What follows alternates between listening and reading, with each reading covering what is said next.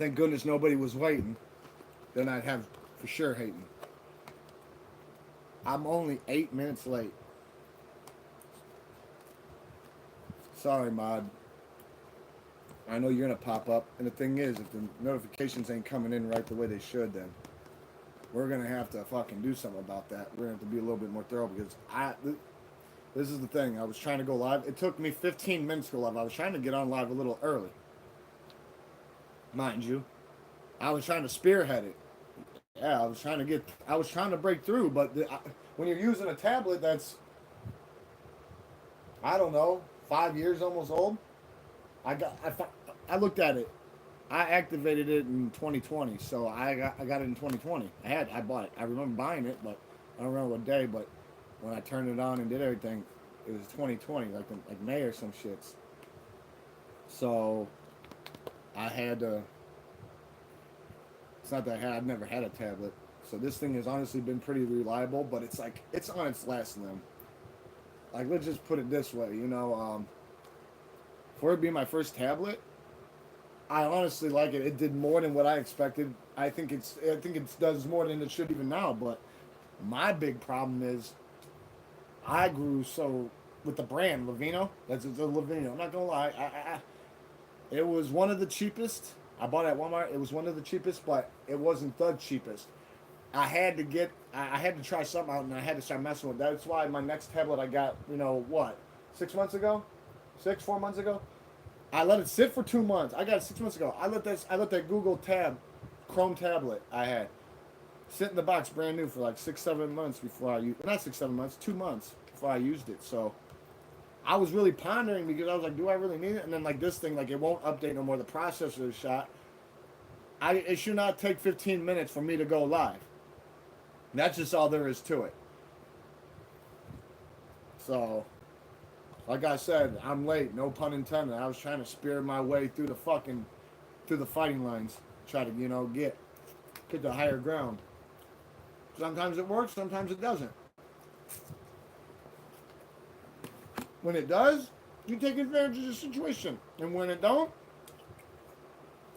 you look at things realistically. Things could be a lot worse. Things didn't happen your way. Boo hoo hoo. That's life. That's life. That's all there is to it.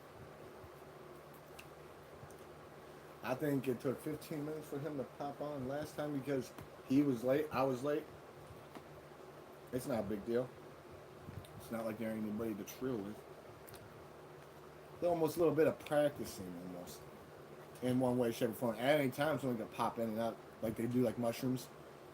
But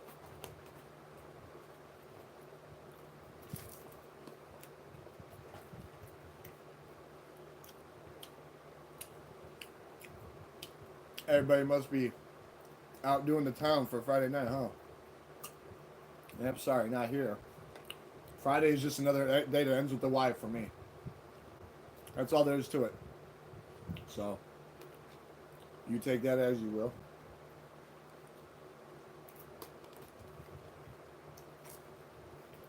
It honestly gets played out a little bit. Always trying to do the same thing over and over again. Like, on a Friday night with this. Welcome, whoever popped in, whatever. Someone popped up. Not my mod, but he'll be here soon.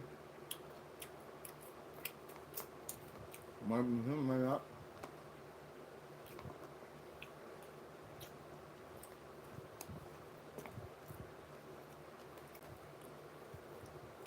I can wait. Shit. It ain't a debate. Oh. Don't know who popped in. Hello, whoever's in the bushes over there. Hiding with your binoculars.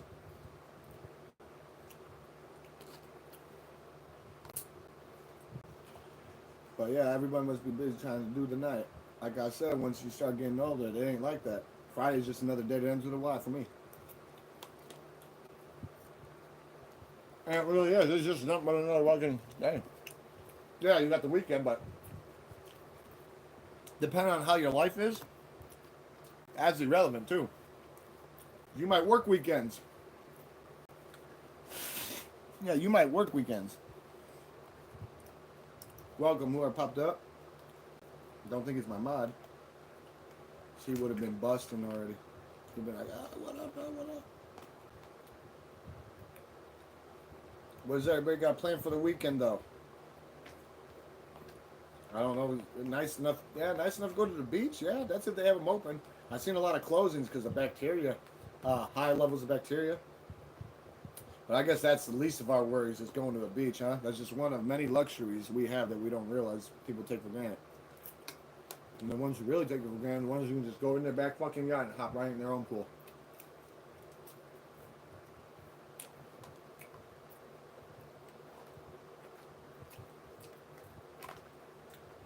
I mean, hey, if you can afford it, do you, but don't break your fucking pocket and let everybody suffer just because of your mindset. Because you think you need to have it because everybody will think you're who, what. What, you were this big, now you're this big? Mm-mm. You dictate that type of thing. You gotta you gotta go conjure curtain and go look yourself in the mirror. Don't worry about what anybody else thinks. If it's that important, they'll come up to your face in real life and flesh. Actual, factual. And say it to you. Otherwise, you gotta hear that shit from second, third party. Somebody just trying to make a ripple cause waves. That's all. Just trying to fuck up shit because they don't know how to stay in their lane. Sometimes they don't realize they're already in the car about to crash the fuck out. But that's their problem, not mine. I've already been through this shit. You either learn or Big Burn gonna keep taking its turn. Burn that fucking ass up and watch you the fuck out. Yeah. Exactly. Took it right out of my punch.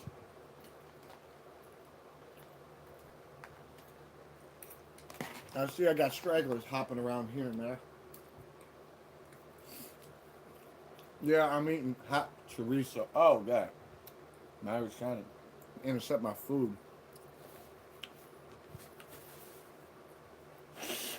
Add it. Spicy chorizo. Get your nose running. Woo! My sinuses. Ah. Swear to God, I thought I had started getting allergies. Never had allergies in my life, but I guess I don't. But it's sometimes the dust, too much dust. That's one thing, though, that's a little messed up.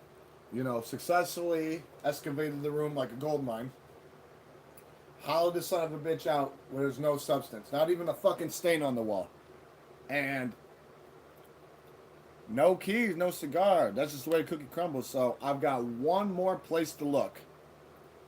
One more place to look. When I look,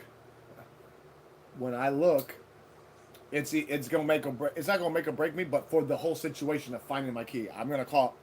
If it's not this next spot that I look, because I done ripped my room apart. There ain't nowhere else.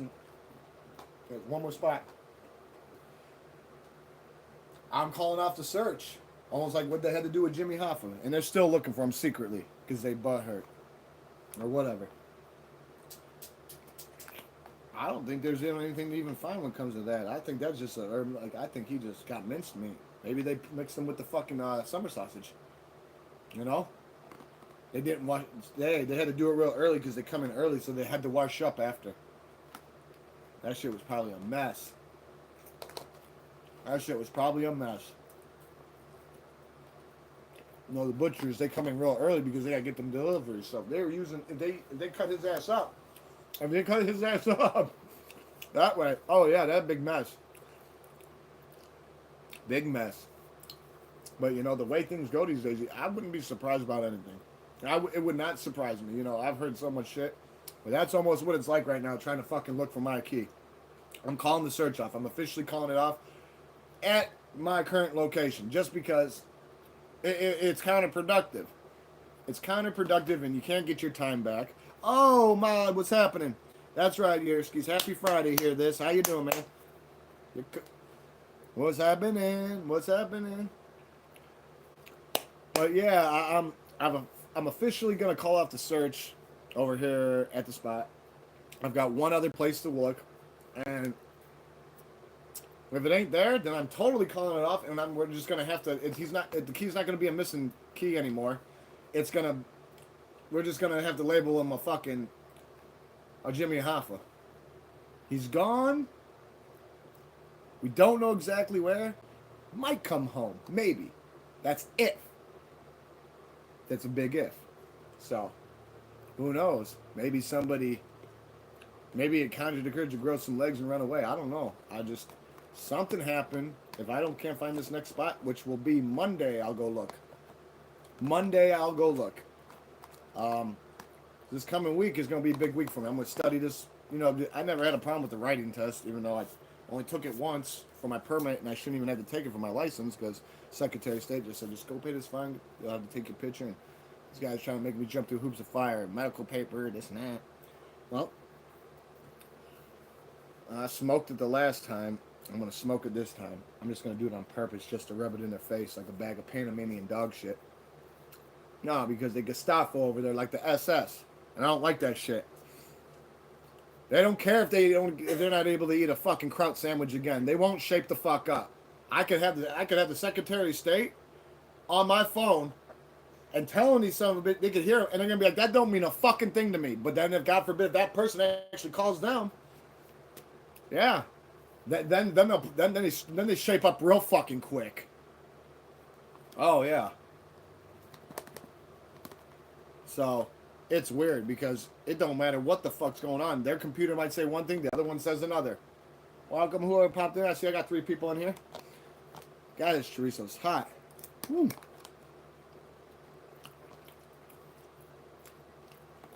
Yeah. I'm eating breakfast for dinner. I'm a brunch type of guy.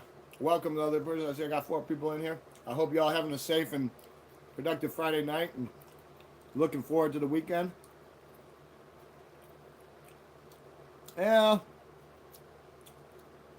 Yeah, that's what I'm saying. Like, I got one other spot, and that's considered my safe spot. Mod. And, yeah, if it's not there, I'm just officially calling everything off. No, I'm not looking no more. I'm going to have to call a dealership and tell them exactly what's going on, give them what they need, go get a new key. So I'll be beyond ready. Because trying to stop my progress is almost like it is like dying. It's inevitable. I've been elevating now for years, and I hit the ground running. I didn't look back. I've learned from my ways.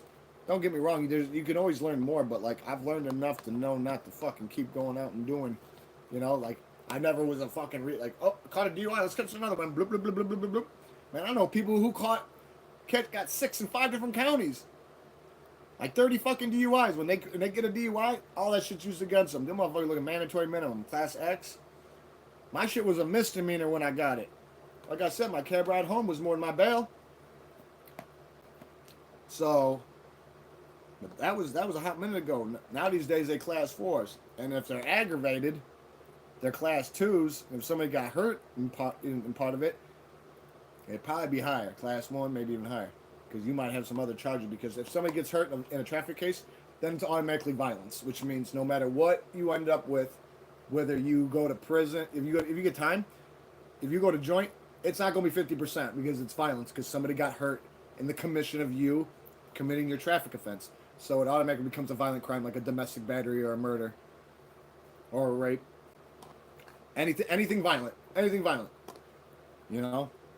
Almost reminds me of, back in my heyday. If somebody slipped on a fucking banana peel, they were at my door. Oh, yeah. Everyone was so quick to pull, Yeah, nobody understood what the fuck you said. And you wonder why because nothing happened. Anybody can go, it's so easy to go do that. It's so easy to go out and do the hard thing. Can you follow through with what comes with it? The blowback, the collateral damage, the guilt, living with it,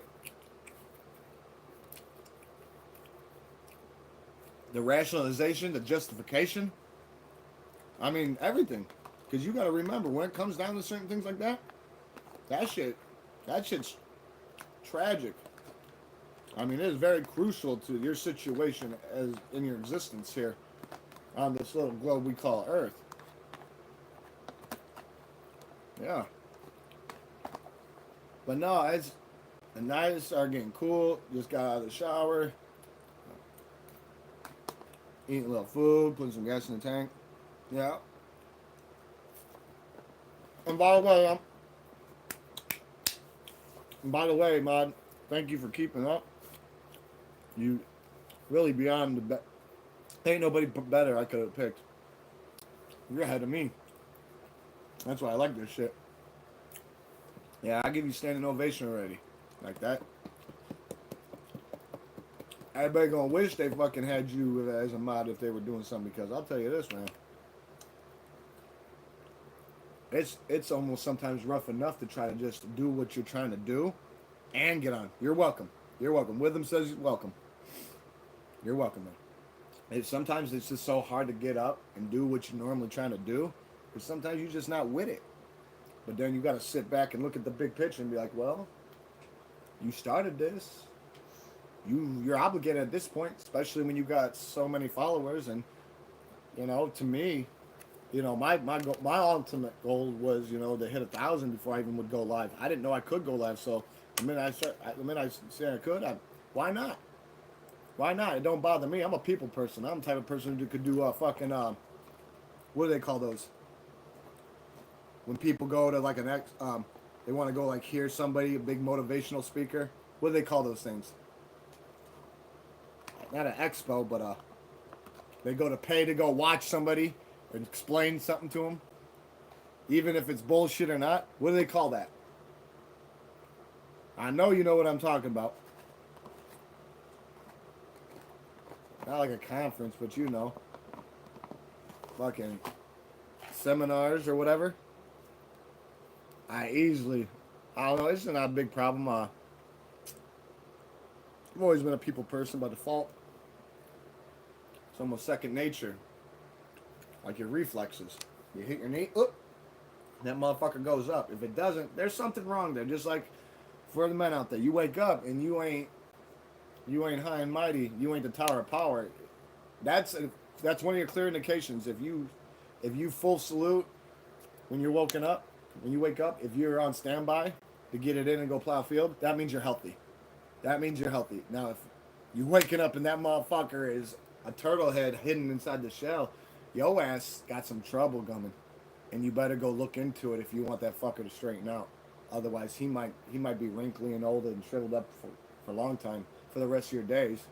A hatful of Viagra wouldn't even conjure the courage to help you get it up. No, I'm serious. A lot of people don't know that. I read that in a medical book when I was locked up. For males, waking up erect is one clear indication that you are healthy as a bull. Oh yeah, that you're ready for the race at least. Oh yeah, you ready for the race. And I'm not talking Goofy TK, that little fucker in Texas who cut his ankle bracelet and then went out and killed more people and went on the run from the U.S. Marshals and the Texas Rangers and made a song about it and posted it and thought he was going to be some kind of fucking untouchable fucking master of disaster. You were 16 years old, they charged you as an adult, and they gave you 65 years. You're going to serve every fucking second of it. If you're lucky, you'll come out with a couple fucking, with your eyes like marbles rolling around in your fucking head. If you're lucky. And he's been in there for 4 or 5 years already. And he was 16. They charged him as dope. So he didn't go in no fucking youth authority. Right from there, they sent him right to the big house. In Texas, they don't play. They probably wish they could have gave that fucker the death penalty. In Texas, the death penalty is natural. Especially where they do it at in Huntsville, the prison over there in Huntsville. At a bare minimum, once a week, somebody is executed. That's how thorough they are. They don't give a fuck. They make sure that you'll ride the lightning or anything. Whatever the preference is, they aim to please. They will oblige. Don't get it fucking twisted for a fucking second. They don't hesitate. So your ass, they find you guilty of capital murder, some crazy ass shit, or you just a dumb, they're gonna slump you. Oh yeah, and they don't wait. Here in Illinois, when we had the death penalty, and they got rid of it, Obama got rid of it in 2005.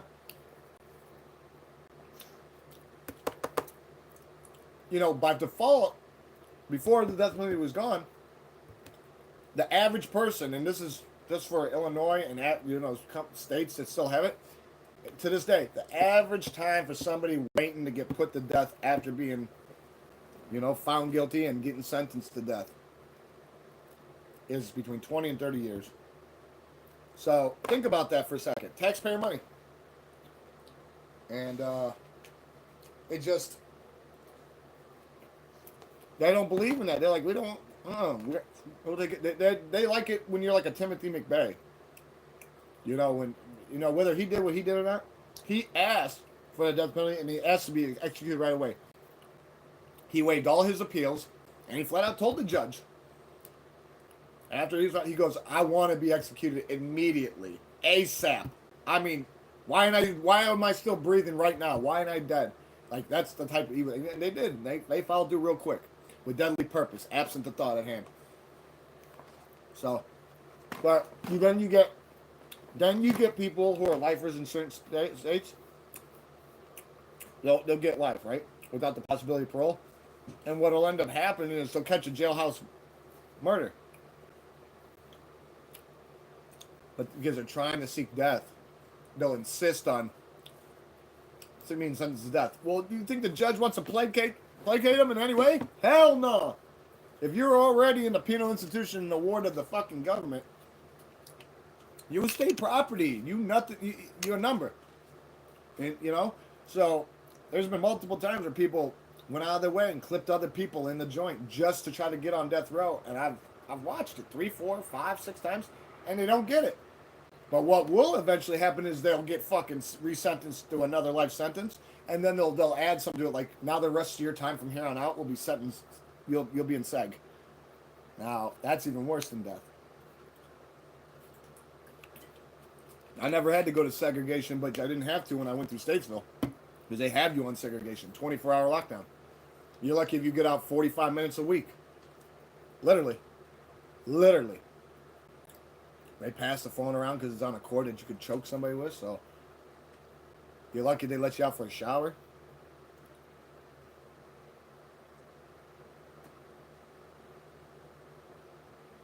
Yes, there is. Good and bad. We were destined for great and unfortunate things. Yes, we were. All of us. Great and unfortunate. That's what life is. Good and bad. Life and death. You can't have one without the other one. They coincide together. Like day and night. But I'm not going to sing that shit.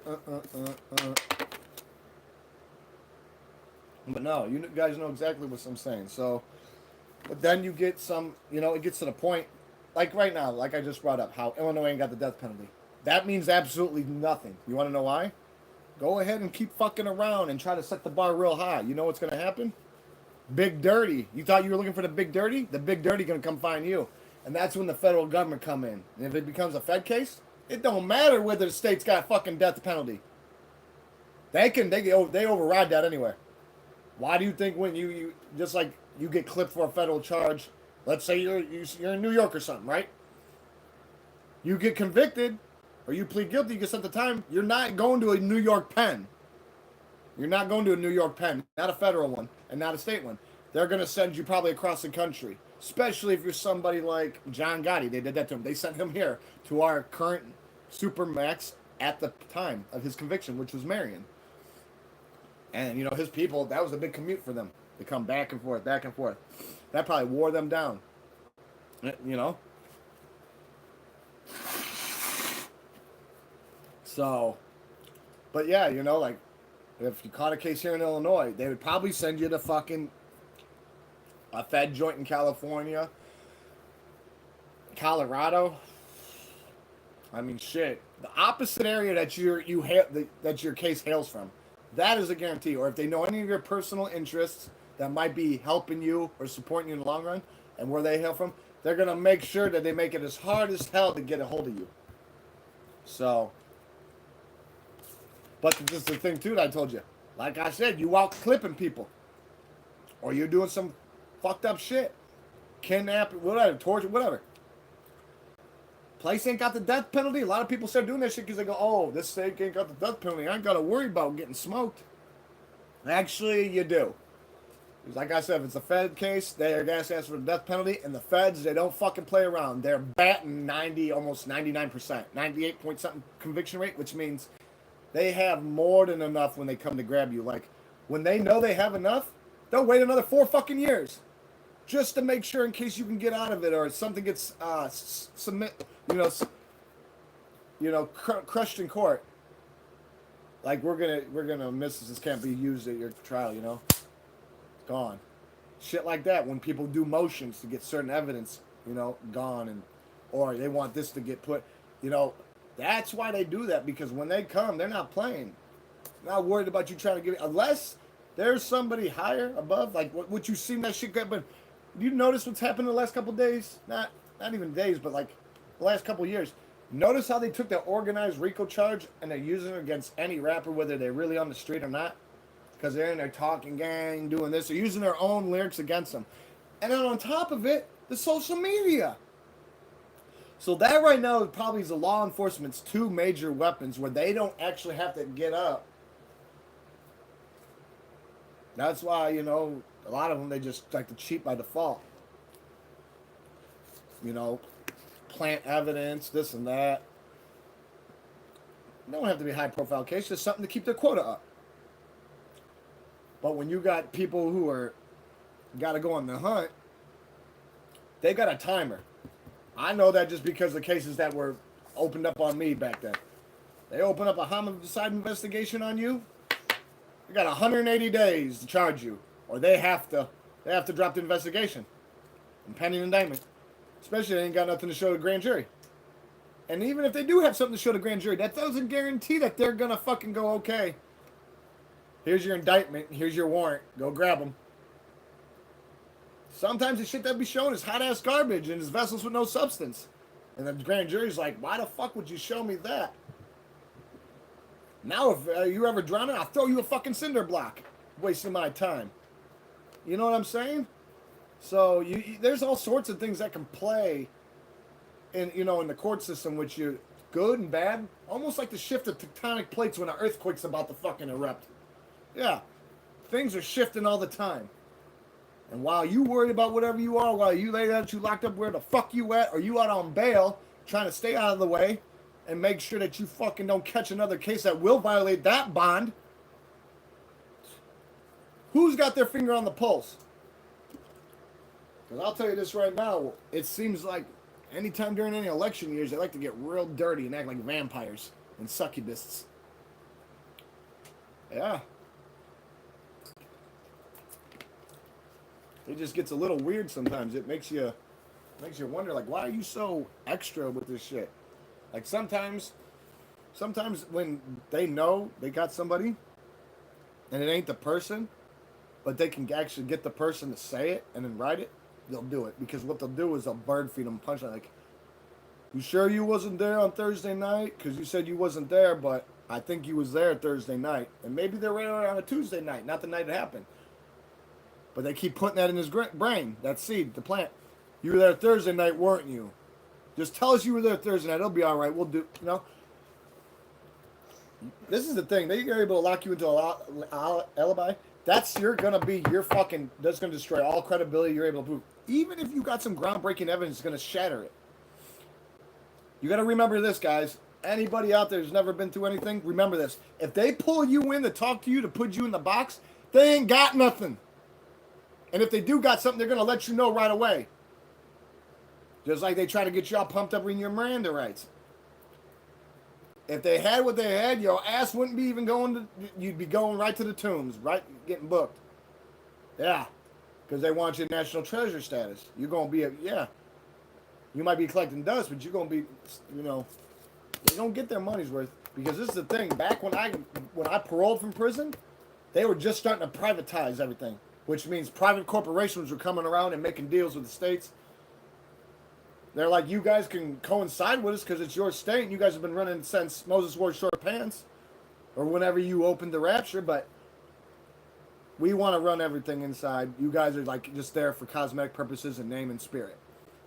This is what we're going to do. And then when that shit happens, that's what leads to like the shit that you see in these movies these days. Because if you think any of the stuff that you see does not happen, it's been happening. That shit's normal. Hell yeah, that shit's normal. That shit's fucking normal. And the thing is, for people who are locked the fuck up, that's like an outlet. That's like going on a fucking blind date. Being able to get in the ring and fight or do this or do that or whatever the fuck they got going on in there. In those jungles.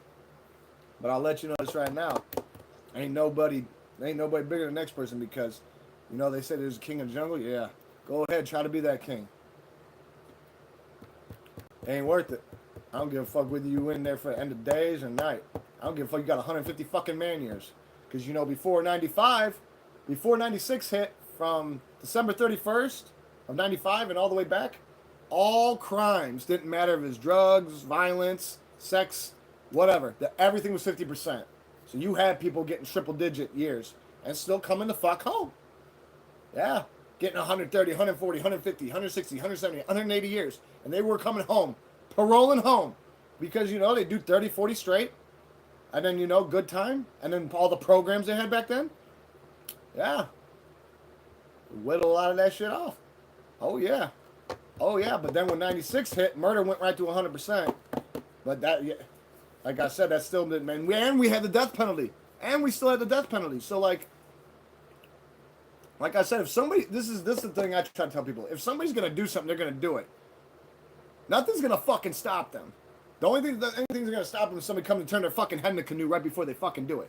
That's the only thing that's going to prevent what they're trying to do. They don't give a fuck about cameras and shit. That's false. That is just illusion to them. And a false sense of security to whoever put it up. Because if they're going after the person who's got them up, obviously what you got them there for failed epically. Because all that is a false sense of security and a mindset. Because if somebody wants to fucking come in, you better hope those lasers got fucking, those cameras got Moonraker lasers on them that fucking hit everything that moves on contact. Yeah. Or something. Because that's a formality at this point. They don't give a fuck if there's 300 cameras from 1,200 different angles. If somebody's going to do something, they're going to do it. Whether they're crashing the fuck out or they're just a part of their bucket list before they got to go. Yeah. And when you do it, you cement it as your legacy, your destiny. Your destiny where you happen it and the legacy you're going to leave behind. So, you can live and learn from the shit you do, or you can keep repeating it, burning your ass up and getting it washed the fuck out. So I'll tell you this right now, you can't get time back. Just like they said, God made land and they're not making no more of it. And that's facts. Tell me if I'm wrong. If I'm lying, I'm dying. God made land and ain't no making no more of it. Ain't no more land. Just like time. The time we have here is very precious. And by default, we don't really, inadvertently, a lot of us take everything for granted. Even the air we breathe that oxygenates our blood and keep our brain from turning into a fucking turnip.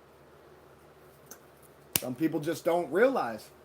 They do realize, though, they get put in a position where they could be deprived of it, though. Oh, yeah. Oh, yeah. Or worse.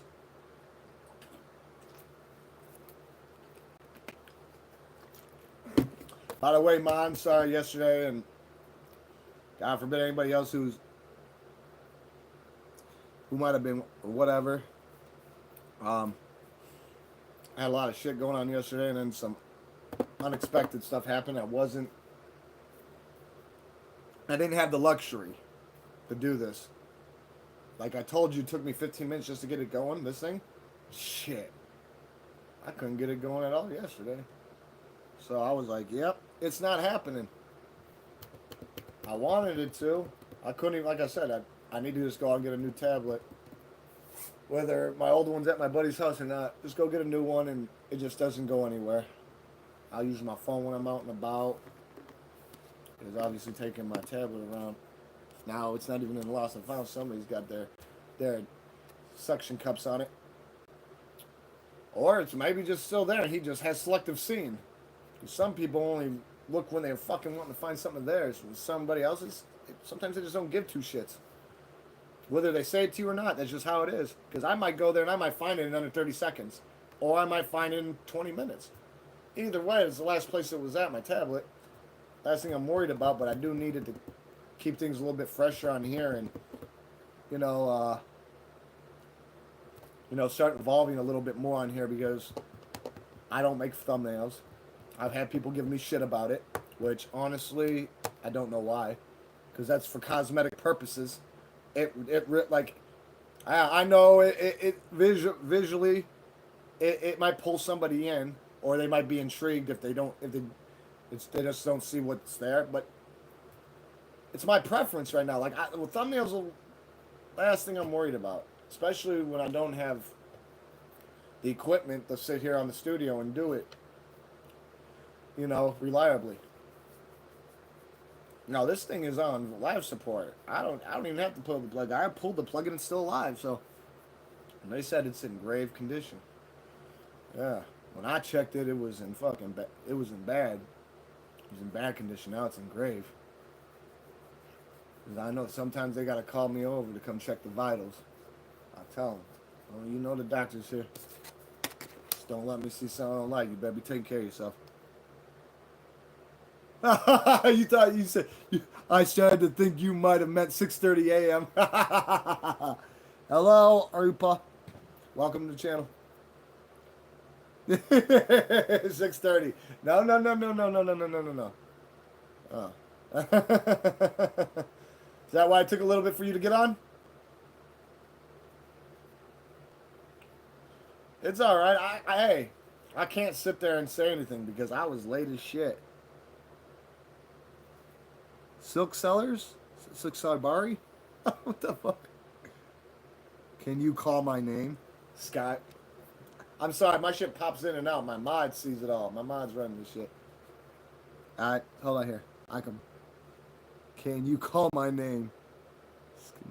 No, the hell whatever floats your boat, buddy. Hey, whatever helps you sleep better at night. Hashkashimash hashimashash. Adekido dido dek dagigol. Hatapawa. Off life, endorphins. Yeah, that dopamine. Yes.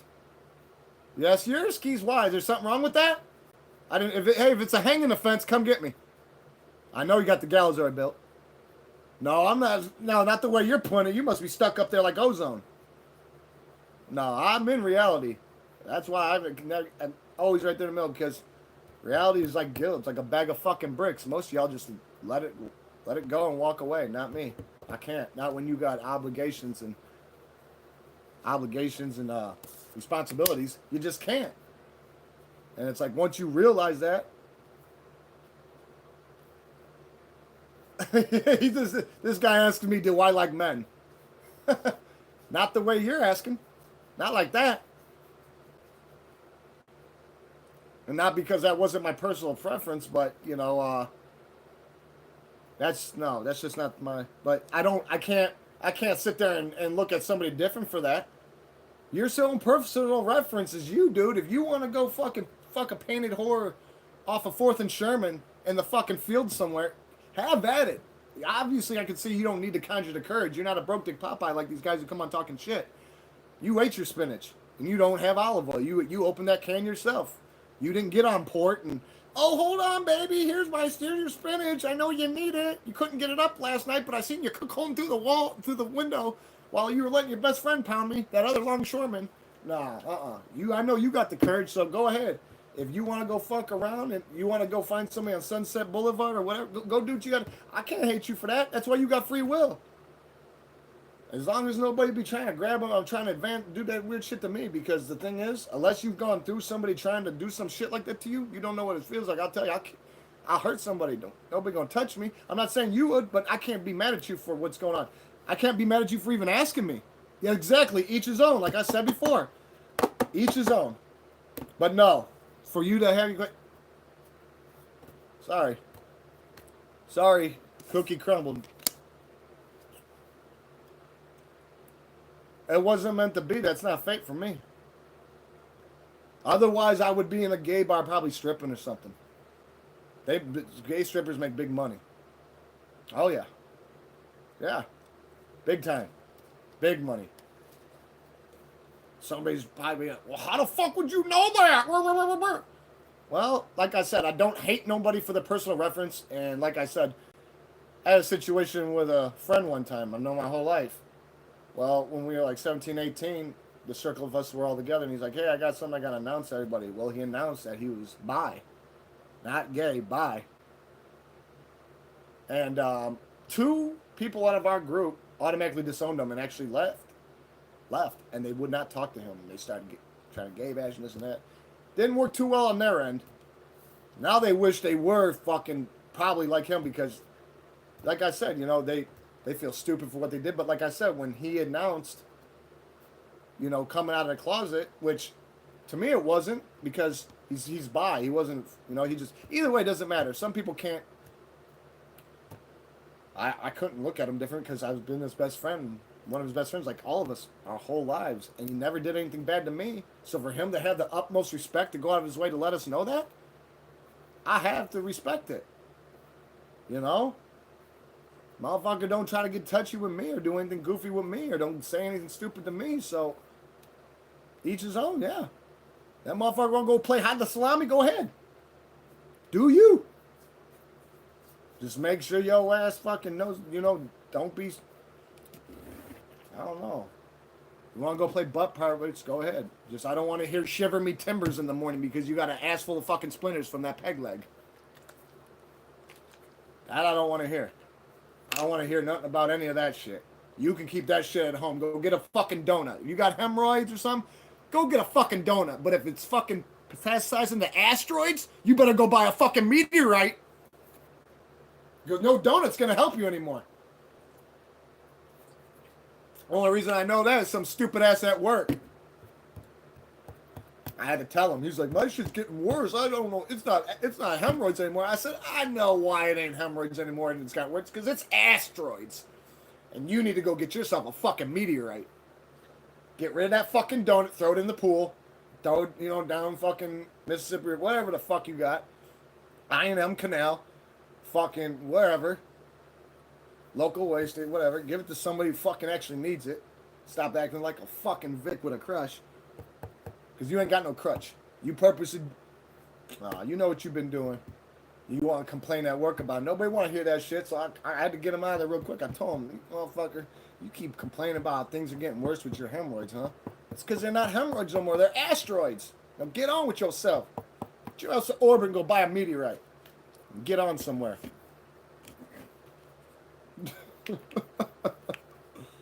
Yeah, exactly. Money, the root of all evil. I've seen it in less than a split second change people.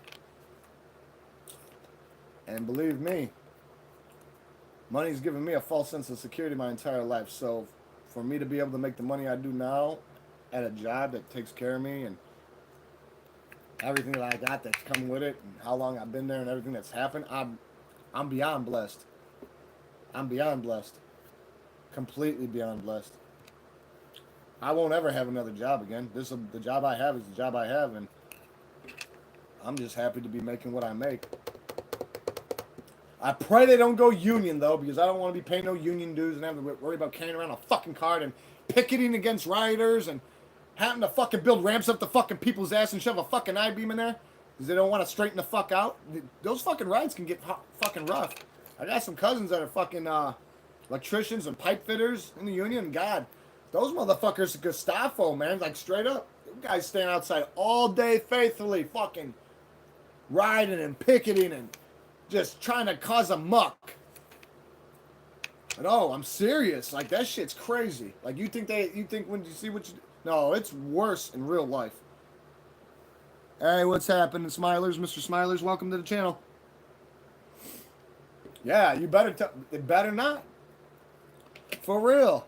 Like, you thought there's some shit that come through with a big-ass fucking rat. An inflated rat on a foot, like... Almost like, the big Congo guy they have to strap down? Like one of them on a fucking trailer with a big fucking sign, and they're out there with blow horns and fucking signs and got fucking brass knuckles and tire irons and fucking ready to fuck you with a chainsaw. All sorts of shit. Fucking a false slab of fucking a false slab of concrete in a hollow vessel to throw your ass in. Fucking plant you real quick. Put some initials and drop that bitch somewhere. Yeah, I mean, they'd be nuts, man. Coming over there wild as hell, and then if they're posted up near a bar or a pub, oh fuck, it gets even worse. Because then everybody gets all thirsty all of a sudden. They're not thirsty. They're thirsty to fucking get crazy because they're already on the rage. Like they already are trying to get on that rampage, and they need that. That's what boosts their morale and keeps them going. That's what keeps the heart pumping for them. So, and like my cousin, he hit me up 2 weeks ago when he said he was riding over there, this one spot, and he sends me a video, and I'm like, what the fuck? Did I just watch somebody come over and try to bust a bottle over somebody's head and get bird fed? He's like, yeah. And they're right next to a police station, mind you. And the cops are standing out there watching it all, doing nothing. I guess we told him, making sure it doesn't get too out of hand. They didn't even flinch when the bottle got busted over dude's face. And it was a dude who tried to bust somebody else in the melon. He was trying to claim it was Easter, so he was trying to crack some eggs. He was trying to hit that head because he wanted them dead. He missed, though, and got bird fed that shit. Oh, yeah. Oh, yeah.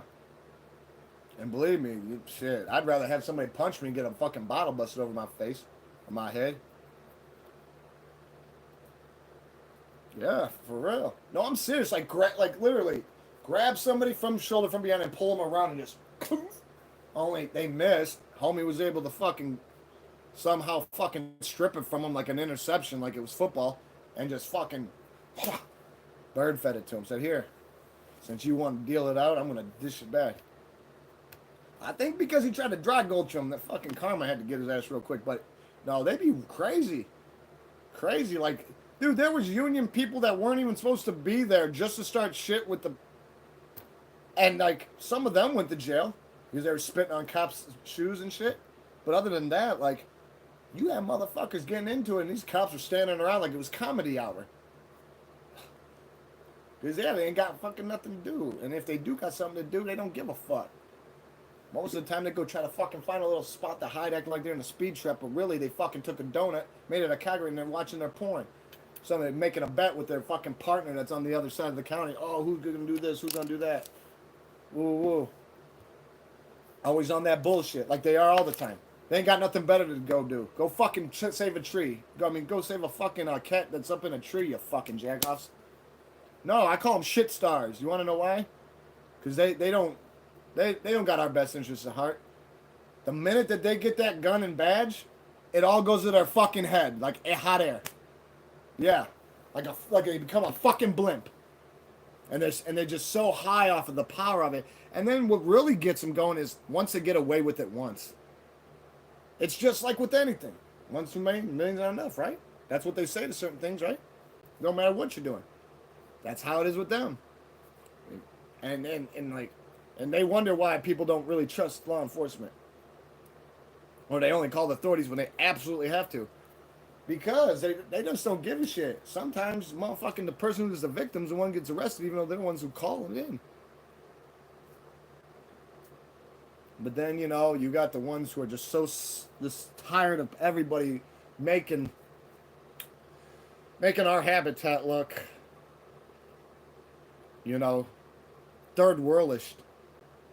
We were supposed to be a superpower. Yeah, I bet.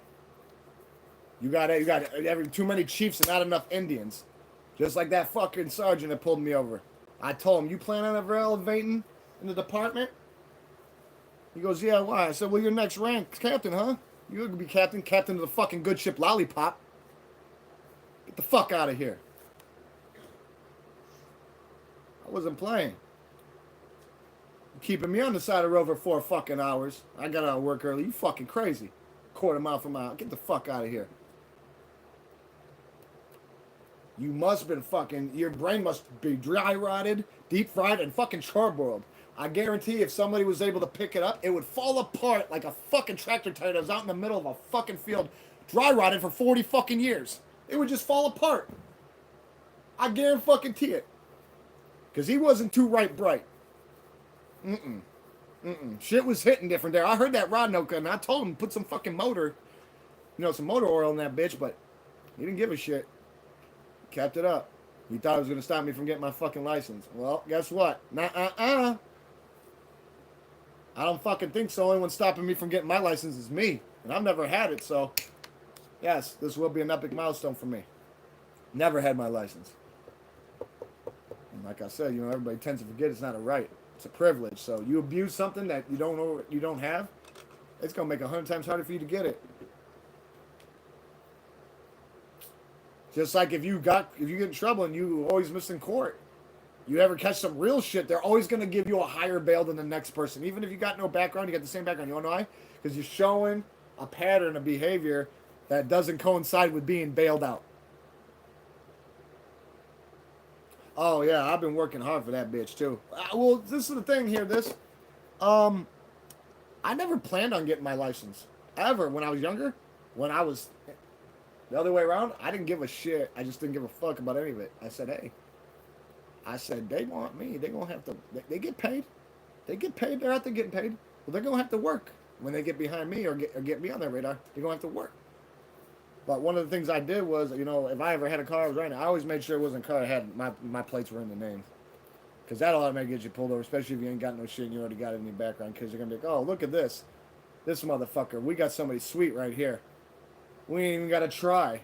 He just sent himself off. So, for the most part, if you're in somebody else's vehicle and nobody knows you're driving and nobody tries to snitch on you and you are doing exactly what you're supposed to do on the road and you don't warrant anything to be pulled over, you ain't got nothing to worry about. Now, bad luck end? God forbid you're in an area and somebody gets killed and they block it off and they're doing checkpoints to try to find a suspect. You'll probably get fucked then, or you're going to have to turn around, if you're even lucky to do that. And if you can turn around, move it like you're in fucking fast forward. Yeah. Get the fuck out of there. Because this is my big thing. All the shit that I put myself through, that's what made me a man of accountability.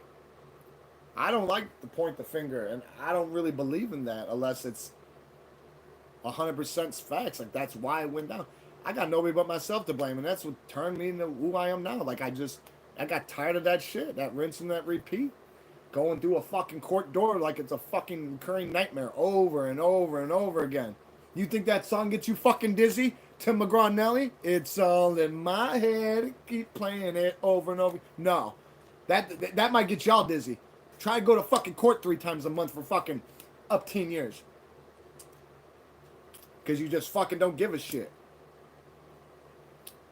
I don't know. I as much as you try to say. I'm going to tell you this right now, too, and this is another thing a lot of people don't ever take in consideration. So please, let this marinate in your brain. In that head that holds it, that you call a skull. Let it marinate. Cops only got to be lucky once. You've got to be lucky every fucking time. So, please take that into account. So when you out there playing cat and mouse or whatever the fuck you're doing, ducking and dodging, bumping and weaving, getting from point A to point B, got eyes in the back of your fucking head, just remember, they just gotta get lucky once. Your ass gotta be riding that wave. You better have the luck. If you got that type of luck, you better go to a fucking casino. You'll come out rich. That's one thing I didn't do. And my hands was itching the whole time while I was driving. I should have knew better, huh? I should have fucking knew it. Sometimes you don't find out till after. So it's like, oh well, shoulda, woulda, coulda. But I'm not going to do it again to find out. Not me. Bye. Yeah. Yeah, we ain't playing all that. I mean, hey, unless you're that bored with life and you want a new fucking challenge, go out. Go out and do some stupid shit. Everyone waiting. Everyone waiting. The thing is, most of the time, if you fuck with the wrong person, you'll be lucky if ground control, law enforcement gets a hold of you and takes care of it, because you'll already be a statistic, a fucking stain on the wall. Oh, yeah. Yes, Yerskis. Just like everybody, too, like to run that fucking mouth. Run into somebody, in the flesh. Watch what happens. You're going to come across the wrong fucking buckler. He's going to put that spurs in your mouth and make you eat your own flesh after he fucking tears you a new smile side to side like the fucking Joker with his makeup. Oh, yeah. Make you eat that spur. You'll be spitting your teeth out for sure. Oh, yeah. Oh, yeah. You don't want to go around like fucking baiting people like in a bar. Especially you got somebody, you know how there's always 2 guys that are like Spider-Man and the Green Goblin, arch nemesis, arch rivals, and they gotta go to the same drinking hole, And then you got somebody there that actually knows both of them, but he's got an idea, so he go around starting shit. giving out disinformation, going up to homeboys people and telling them the homeboy said this, going up to homeboys people over here and telling them said that. Like, you know, good fighter. And your mother has sex with mules. Oh, yeah, get that blood boiling real quick like you just drank a gallon of niacin. Oh, yeah, in one shot. Oh, yeah. Talk about stools getting fucking caved in over people's heads. Oh, yeah. They make you very angry very quick. Yeah. Put you straight on that fight flight mode. Oh, yeah. Welcome to the Thunderdome. I hope everyone's night's going all right. I can't believe it's 10 o'clock already. I've been on here for almost an hour. Feels like that's how long I was in the shower. Maybe 30 minutes. But yeah, this room, it's already been put back together. And like I said, I'm praying. I am praying. Yeah, only an hour. I wasn't trying to get the drain pregnant or nothing, so. I just was, I don't know, reminiscing on everything that's been building up. How in my life, you know, quality of life improvement. What I know. See, this is my thing. I don't sit there and assume. I don't count my chickens before the eggs hatch.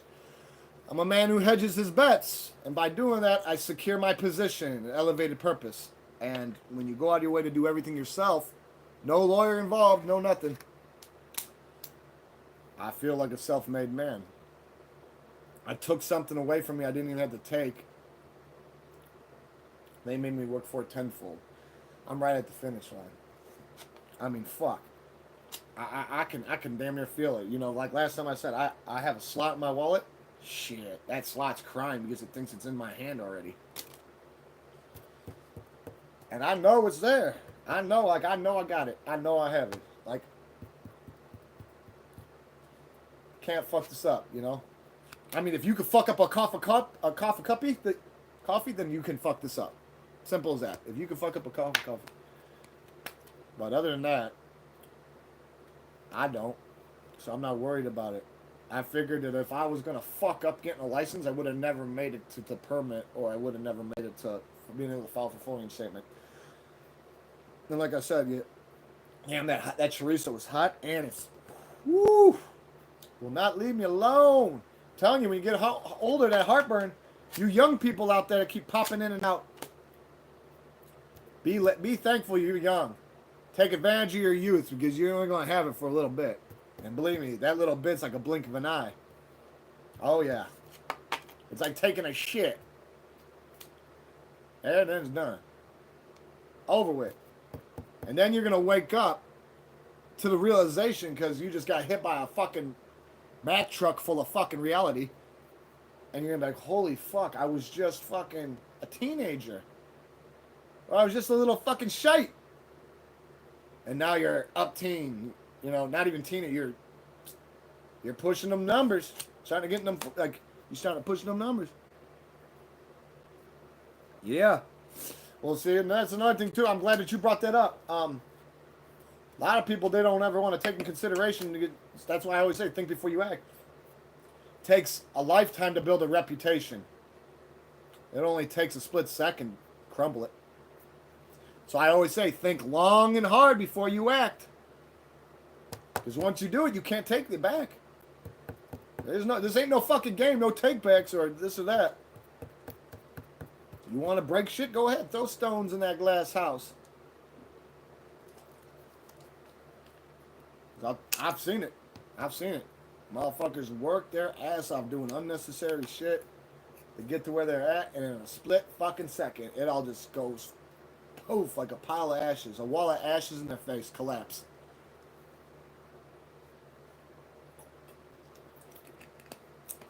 And now they're shaving spiders' asses for a living, because there's nothing else they can do. Yeah. Yeah. They're on the Taskmaster. They're on the installment plan of, well, who's gonna run me now? See, that's another thing too. I've noticed some people need to be ran. Like, they need direction. They need direction. Sometimes they'll even tell you, well, what should I do? Bro, do not tell me that. I don't have a remote to you. You're not a robot. You're your own person. You want my suggestion and you want to ponder over it and take in consideration, then that's fine. But do not give me or try to act like you're going to give me the full autonomy to control you like you're some fucking machine. And it's like that.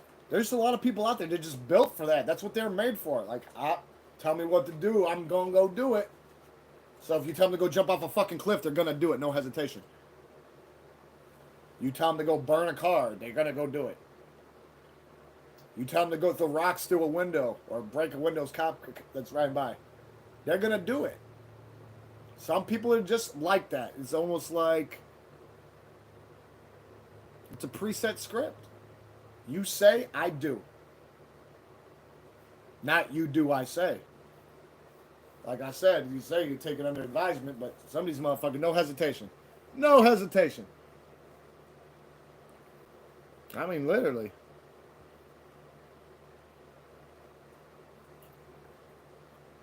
But yeah, it's a nice, beautiful night.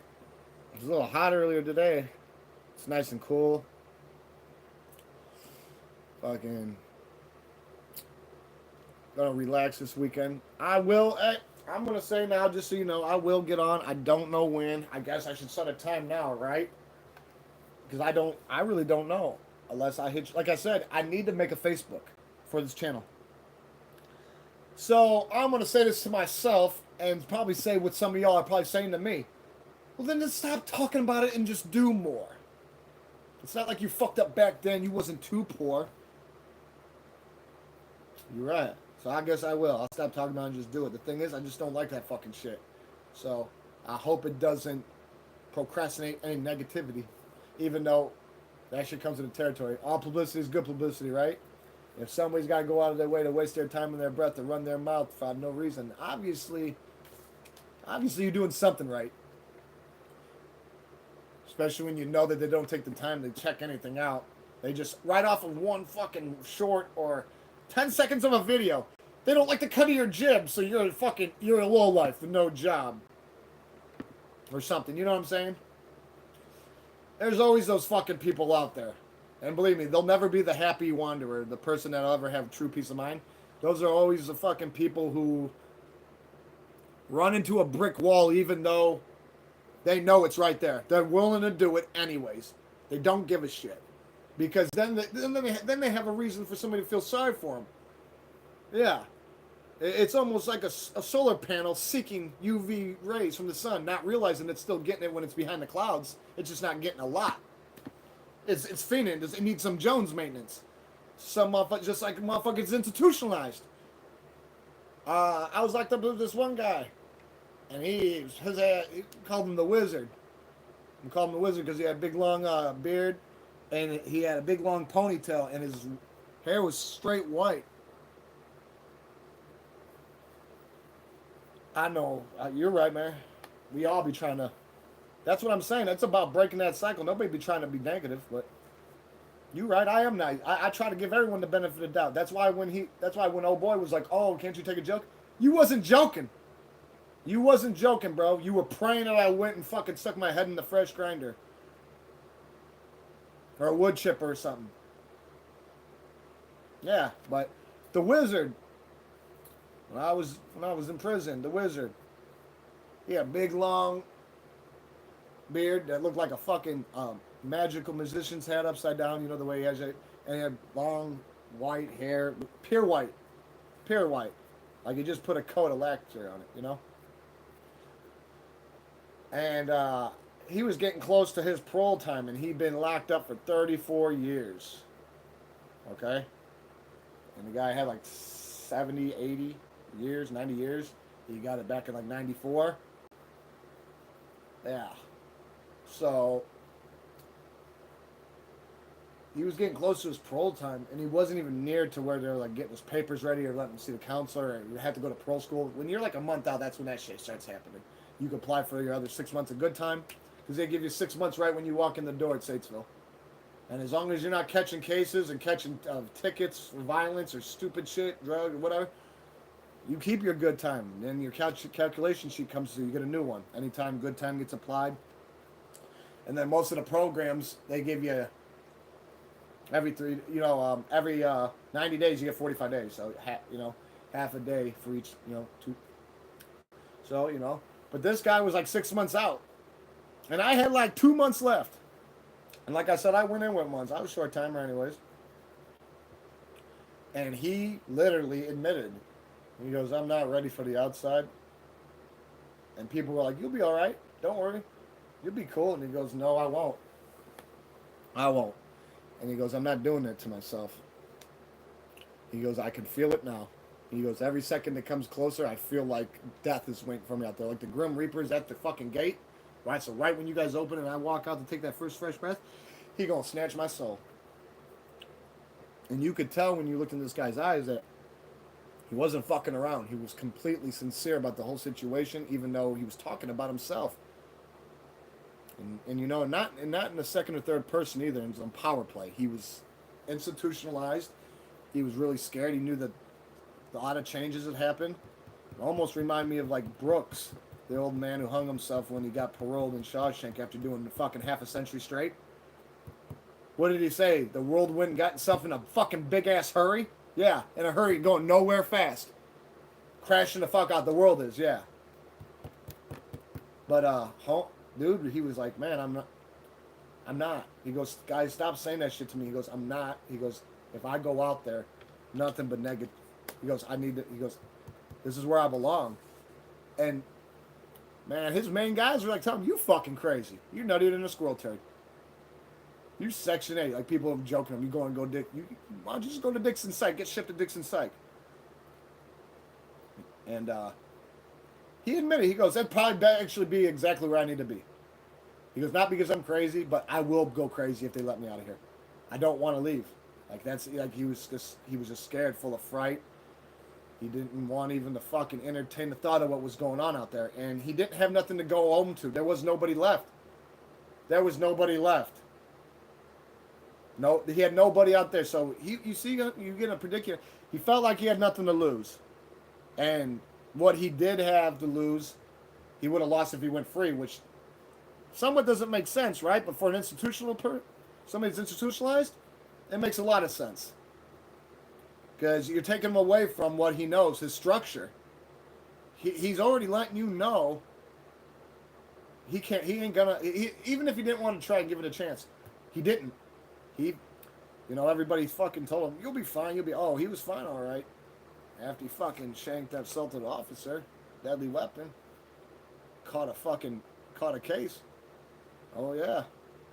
County that prison was in, that came and grabbed his ass up.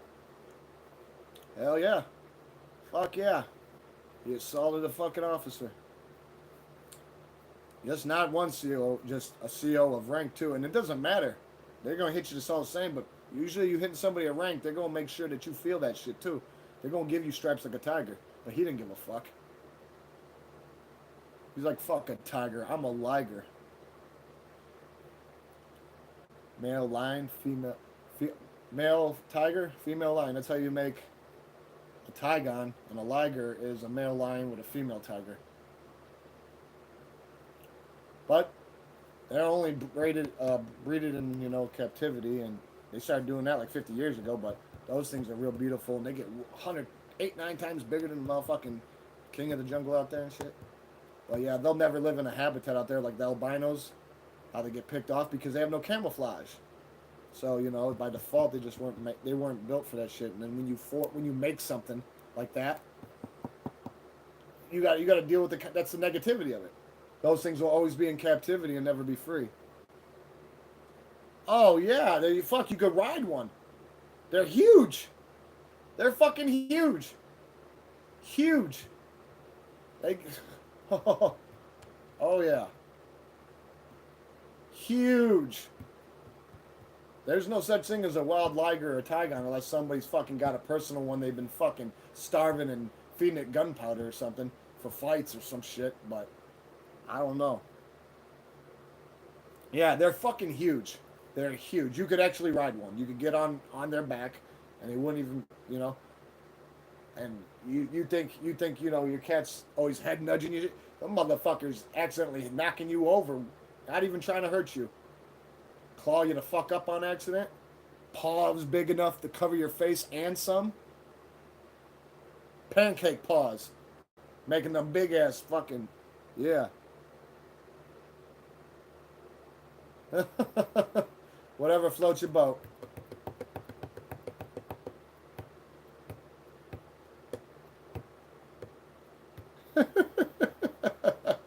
Thank you. Thank you.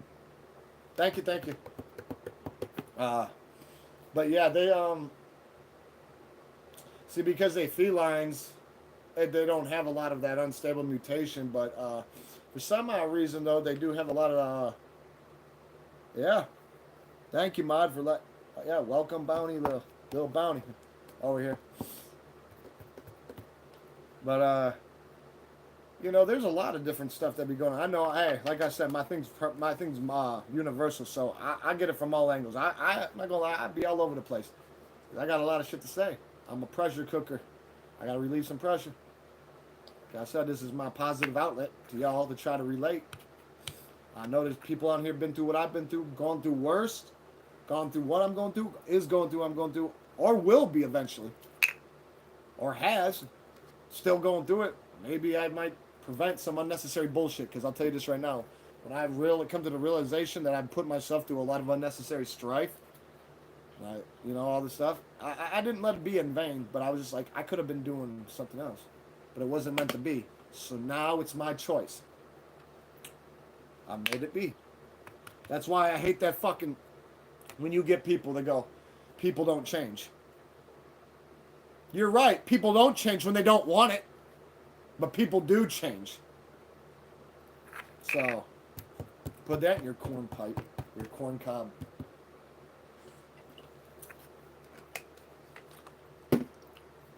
Because, the people that don't like it, it's almost like when I got pulled over. I'll hear you. So Mike, you got a job. I believe you. Well, good thing I don't give a fuck about what you believe. Because if I did, I'd have, if I wanted to tell him that night, if I had a nickel for every fucking time that I cared about what you thought, I'd have a fucking Platinum Learjet on 24-hour standby with a fucking pilot. And if you think that's something, believe me, I'm not lying, because I treat nickels like manhole covers sometimes. No, because you just never know when you're going to need it. Not you, but somebody that you're obligated, or it's your responsibility to take care to, like a life you created. There's a lot of people out there, they want to be big fucking men to make a life, and women make a life, but then they don't want to help take care of it. That's not me. Like I said, everything good, bad happens for a reason. When my dad died when I was 9, he was the best father in the world, but because he died when I was young, I told myself when I have kids, that'll never happen. I will always be there for my kids. And my youngest is 16, and I'm, what I'm saying? Like I said, I'm here. I'm still ticking. Keep a licking, keep on ticking. So, you just you gotta look at the obvious. Don't sit there and fucking act like it's there's a gray matter when it comes to that shit. You know what's right and what's wrong, and if you don't, somebody needs to crack your ass with the fucking stupid stick. Knock all that shit out of you. Smack some fucking sense into you. Somebody, unless they already did and you just don't give a shit and it's just in your DNA to be a fucking ignoramus. Some people are destined. Like I said, we all are destined for great and unfortunate things. Now, whether conquer both ends, do you really want to be known or your legacy to be infamous? Like a Bundy or somebody like that, or a Dahmer? Now some people, they've been dabbling with the chemistry study while they were in way before they even knew what the fuck was going on, or they just wasn't right to begin with. There was just something in there that was missing, or it wasn't getting the right chemical mixture, the right balance. So the stimulation was not there to keep the mind content. So when you got somebody that doesn't got a good rocker up there, you're gonna have to think about it. If Cuckoo came and took over the nest, and the first egg popped out in Cuckoo, and she's dumping the birds, and you can't tell that you're feeding a bird that ain't yours within a week because it's already 8 times the size of you and you're the mom, then I guess it's just meant to fucking be. You're going to take care of that cuckoo bird. Yeah, because you got one up in the fucking nest. And if you got a rod knock and you didn't put no motor in there, you're bound to blow a gasket. Snapping. You're bound to blow a fucking gasket and snap. Yeah, yeah. And that hits different too. And then you gotta, and then the ones that you really gotta worry about are like the ones that don't have no problem just jumping out their body. Like, homie, I wanted to let them know, what, your mama feed you paint chips as a child? Because I can tell that you just don't think before you speak. Let me guess, you fell in the fire as a baby. So you think it's all right to try to burn people with whatever you think is possible to start a fire. Well, you couldn't even light a fucking match because you didn't have no sulfur. You didn't have, you know. Sure as hell wasn't going to try to fucking explain how to fucking make a fire out of sticks because this ain't Castaway. And that motherfucker, he would have, yeah. He might have would have tried to eat the stick. He might have thought it was the carrot instead of the stick, you know? Hey, what you want me to say? I call it how I see it. Good or bad. You know, it's when you beat around the bush and you overlook things, that's how things start to pile up. And you know, you ever heard that expression? Too much of a good thing can be bad. Like, for example, too much water to a plant will drown it. Exactly. Like that. That's exactly how it is with that shit. Can only be a little nice for so long. If you gonna be who you are, you gonna stand up for your fucking self. And I don't give a fuck what the odds are. In my mind, I've always been the underdog, and I like it. Because when you're an underdog, shit's already against you. Total disadvantage. You have no handicap, nothing. They got the handicap. So if you're able to break out of that and get it, you know, you can do anything. That's why I feel so. That's why it's like fucking. It fucks with me a little bit when you see all these crazy motherfuckers get caught after 20, 30 years of doing shit like Bundy, Wayne Gacy, you know, Gary Ridgway, all them, Ed Kemper, all them people, because they had IQs in the triple digits and could have been anything but what they became. But I guess you can't fight fate, right? This is the best. This is the worst thing about that whole situation. The industry and everybody else gets rich off of their fucking negativity and gets breed it back into the world for people to fucking live. And then you got people who are inspired by it, who then conjure the courage, whether it takes them years, months, or days, to build up to that. And then, well, this person did this. You can already tell three words to it. They're idolizing somebody that, you know, almost like, you know, in Florida, the school shooting with that Nicholas guy, that young little kid that had the, you know, he's not young little, but, you know, the young cat. His writings and his memoirs were pretty disturbing. I mean, he fucking went live and posted a fucking video, and I don't know how anybody didn't see it, before he did the shit, and then went and did it, and was able to still get away, walk away, not run away, like a fucking coward, walk away, like he walked up in that motherfucker, and played God, for how long he did, killing and shooting and destroying so many people, so just not... He was very selfish there, whether he's got fucking something wrong or not, because I think he forgot about the families of the kids, etc., the community, his brother, he had a twin brother, I believe. And I remember that the cops let him see him before they sent him to jail, and they let him hug and all this stuff. But that fucker was able to go do what he did, walk out of there, go put everything back, and then go to Subway and go grab a fucking drink. And like halfway through his drink, cops out of nowhere fucking start popping up like mushrooms, like frogmen and black ops, and grabbing him up. And you know, he got back to back times, I don't know how many life sentences. And the thing is, they should honestly give him the motherfucking death penalty. That was my personal opinion, but the thing is, I am not, Yeah, honestly, yeah. Because you ever notice how easy it'd be to prevent these things? Oh, well, we got a school cop. You guys had school cops way before this. Just like the first school shooting was like in the 60s and 70s. Some redheaded girl. She shot two of her classmates and a teacher. And they gave her like 30 years to life. And she paroled like 5 years ago. And then the next one was in 99 with Columbine. And then it became a trend. It became a fucking trend. And nobody's seen this shit. And if anyone did see it, they never thought these people would conjure the courage to do what they did. And they totally used premeditation to their advantage. And I mean, I guess if you're out doing shit like this, you have to, but nobody's making you do this. But they felt like they had no other choice because nobody could hear them. So they said they're going to make noise, in any way, so much that even deaf people could listen. Yeah. And they did. And you want to know what? It's sad what happened.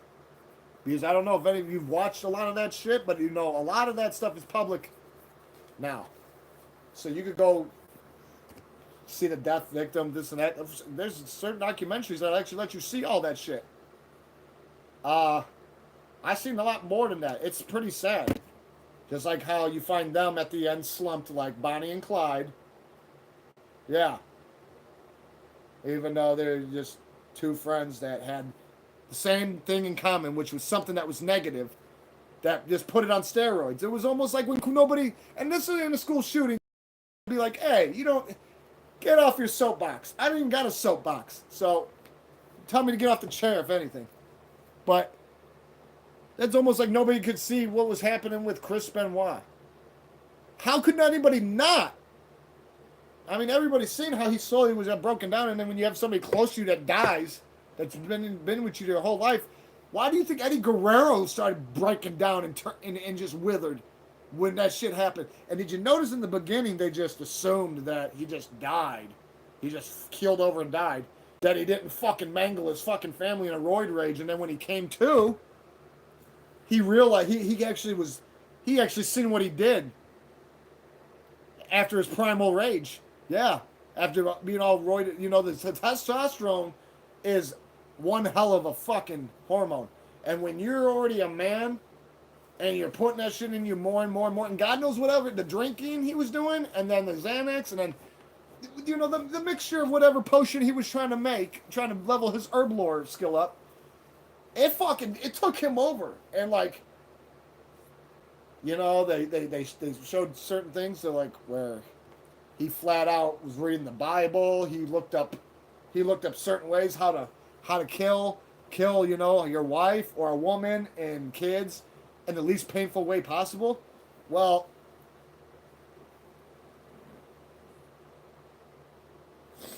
yeah, well, you can never go by what they say unless there's video cam and you can prove like there's always something that's hidden out. There's always that fly in the ointment you can't see without those X-ray specs, and that's what they bank on.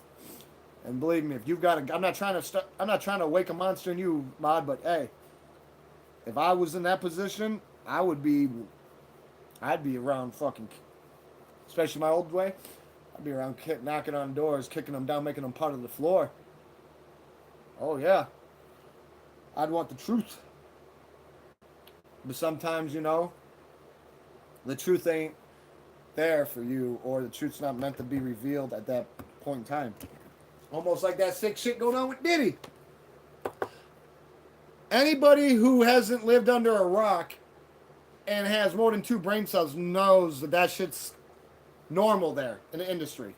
Being a sick fucking fuck, doing whatever. They all don't do it. Although there's more than one. It only takes one apple to spoil the bunch. Well, it's almost like there's 80 apples out of 100 that are doing it. And then done spoiled the lot. Fuck the bunch. They done spoiled the lot of 80 million. And what's crazy is like people who think that this shit is all speculation. It's not. I mean, they put it right in our face. You ever heard of Eyes Wide Shut? That's because we're too busy like little ants scurrying around. A to B to Z, D. Nobody's got their finger on the pulse, so they got away with this shit with impunity for years and years and years. That case, if he don't come up missing or he don't commit suicide, If he don't come up missing like Hoffa or he don't commit suicide, he will go to jail for life. I don't give a fuck if he's got the Dalai Lama on there getting peg-legged while he's doing some other crazy shit that we wouldn't even conjure the courage of. They've got, hey, there's senators, politicians, sheiks, princes, pastures. Yeah, yeah. That was what one thing that I'd have to say. Even though he's doing this shit, doing all this stuff, it's like almost like part of their religion, like with the dualism, how they got to wear white and black and do all these certain things. Like you're either gonna be really successful,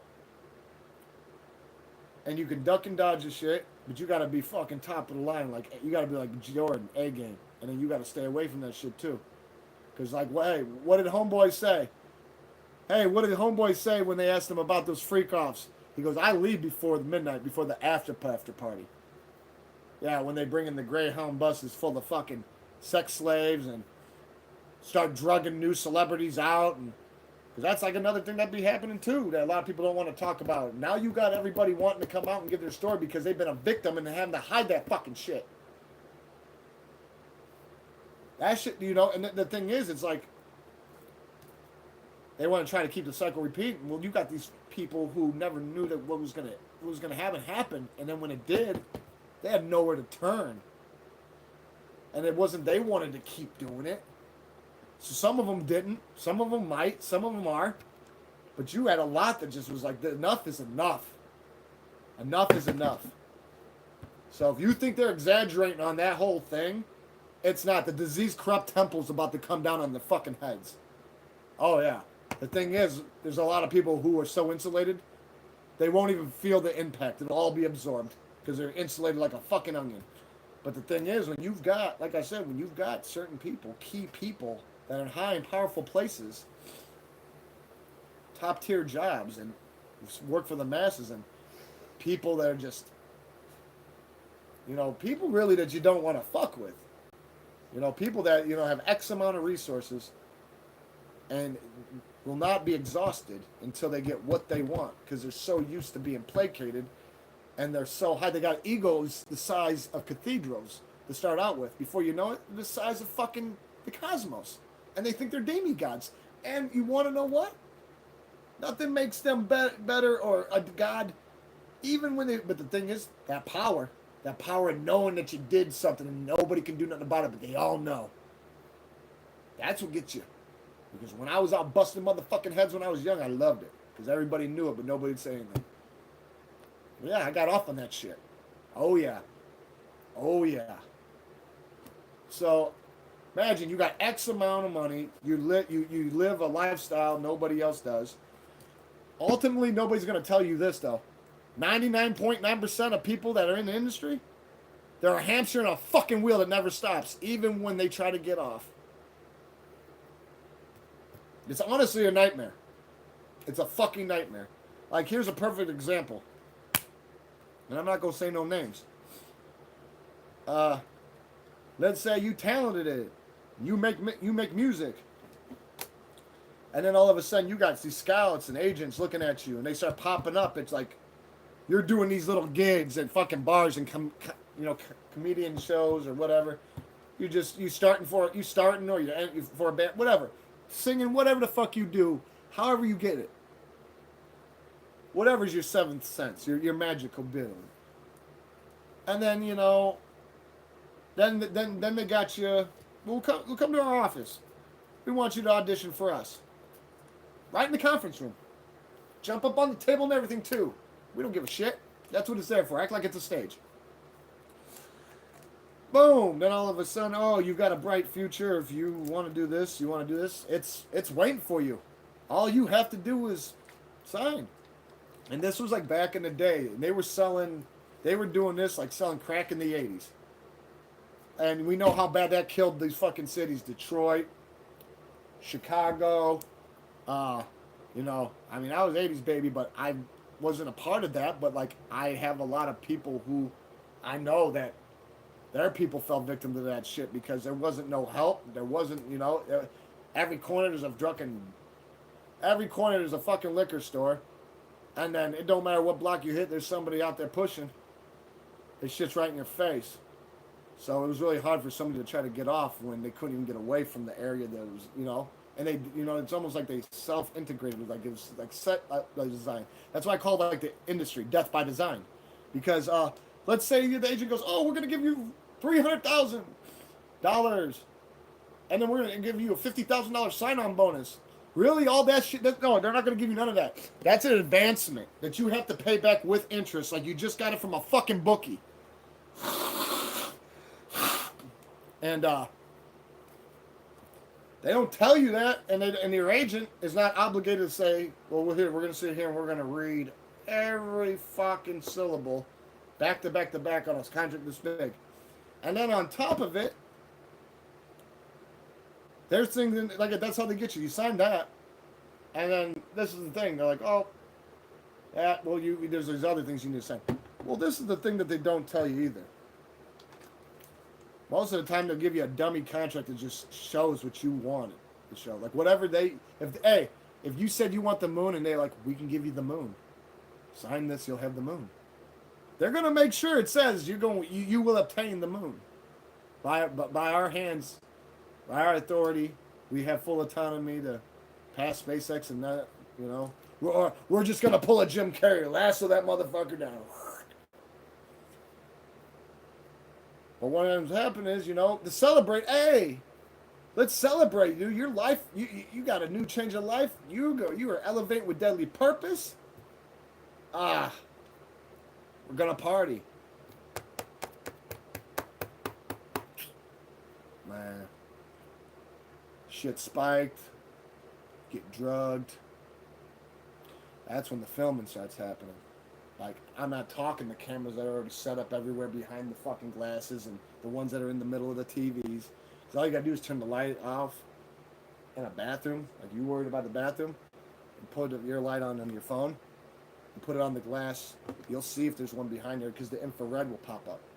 I know because I've seen motherfuckers be creepy like that. And I fucking straight up yank that motherfucker and leave it right there on the table.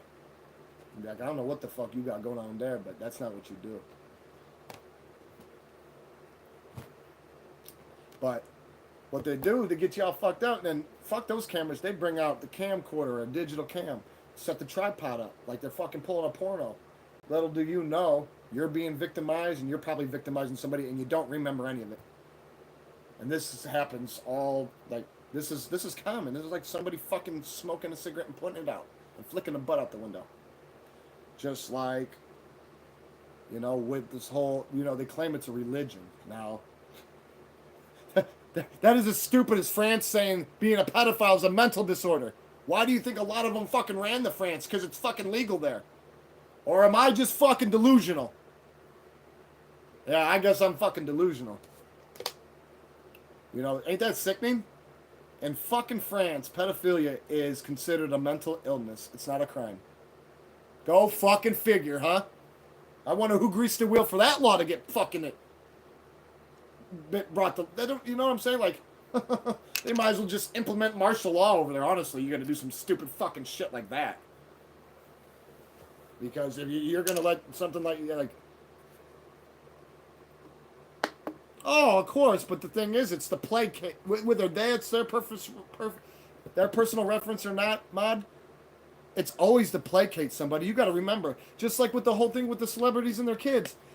Like the CEOs and CEOs and like the VPs and presidents of Fortune 500 companies. You know how they trade each other around every quarter, like Michael Jordan basketball rookie cards that are PSA graded 10. That's what they do with their fucking kids. Sell them. And what I mean by sell them, not you have but you can do whatever the fuck you want with them, like they're a blow up doll. And then you wonder why you see what the fuck you see now. The things that people thought were never, ever happening, or ever could. If history's ever taught us anything, anything's possible. Especially when you have free will. Anything. But the thing is, like I said, now these motherfuckers got pulled into the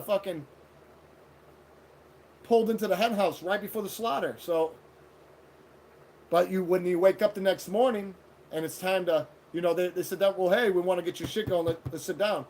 And the first thing they do is they toss you this contract, and you thought you signed it. And you look at it, and instead of it saying we're going to give you like 300,000, it might say like 50,000, and it might say you have to pay back 10 times it, and then you're going to have to do this, that, and you go, hell no, I'm not fucking signing that, bitch. They go, oh yeah, I bet you will sign it. And right when you go to get up, they go, hey, before you leave, I think you might need to watch something. Hey, play that. And within a split second, you are bending the knee like Game of Thrones. You are fully submitted. Because you gonna sign because you ain't gonna want nobody, because the whole thing is that it's a blackmail thing. That's how they're able to drag you and start pretty much controlling you virtually, mentally, physically, emotionally. Controlling you like you're a fucking robot. You're on strings already. Even though you haven't been on a stage yet, you're on strings already because they've already had you. They've already had you in their own little... And that's how they got you. And then before you know it, you're trying to get passed around to everybody who condones that shit. And doing it on the fucking dance floors and strip clubs. I mean, everywhere. But, you know, the after parties, the white parties, the silver box parties. I'm going to tell you this right now. It ain't hard for nobody to get into any of them. I had a couple buddies that I went to prison with that were offered to go. One of them went. He was only inside 10 minutes. He felt so uncomfortable, he said he ran. And he said when he left, people followed him. And he had to pull his gun for them to stop following him. And it makes sense because he might have seen something that deemed him a liability to everybody. And you know what they do with liabilities? Because this is another thing, too, that they don't tell you. If you're successful in the industry, you're worth more dead than alive, by default. By default. Whether you've been in an industry successful 10 years, 2 years, or 80 years. You are worth more dead than alive. So it's honestly to their advantage if you do become a liability. Because then they're like, oh, well, good thing I smoked half of it earlier. I'm going to cash this fucker out like a bull. Because remind you, when they make you sign that contract after you watch what's going on, you're going to sign. Otherwise, you're exposed. And you see now how everyone's being exposed after the damage is being done. After it.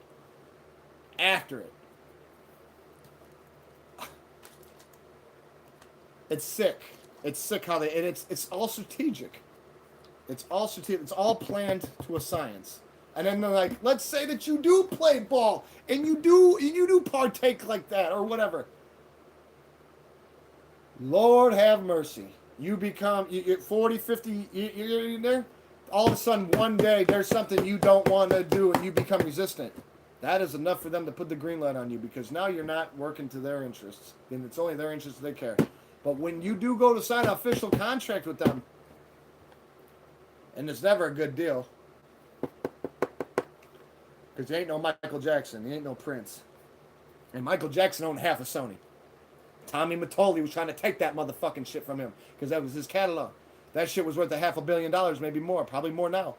And you know they ended up with it anyways after he died. And the thing is, they killed, you know, he might have OD'd and he had a drug problem. But let's be real about it. How would you feel after a fucking Coca-Cola commercial setting your ass on fire like a human fireball? That pyrotechnic shit, that wasn't coincidence. That was the beginning of the end because even though he was still successful, it didn't matter. It didn't matter. It was because of what he held. Tell me right now an artist that you see a video like Drake or Kendrick Lamar, any of them. Tell me an artist that owns half of the fucking company that he has publishing on, and that owns all his publishing rights, and actually might have a few of his own masters. Tell me. I know one person, they're not a rap. Taylor Swift. She has her own masters. She's got her masters. She owns her own masters. Yeah. At a pretty fucking price. Because at one time she didn't have them. Somebody actually got her in a position where she had to offer them. She bought them back. And believe me, it didn't matter whether she paid $400 million or $800 million. It was a good investment.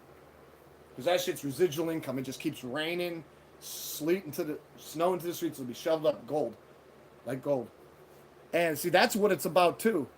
You sign these contracts to where you get this money advancement. They make it like it's yours.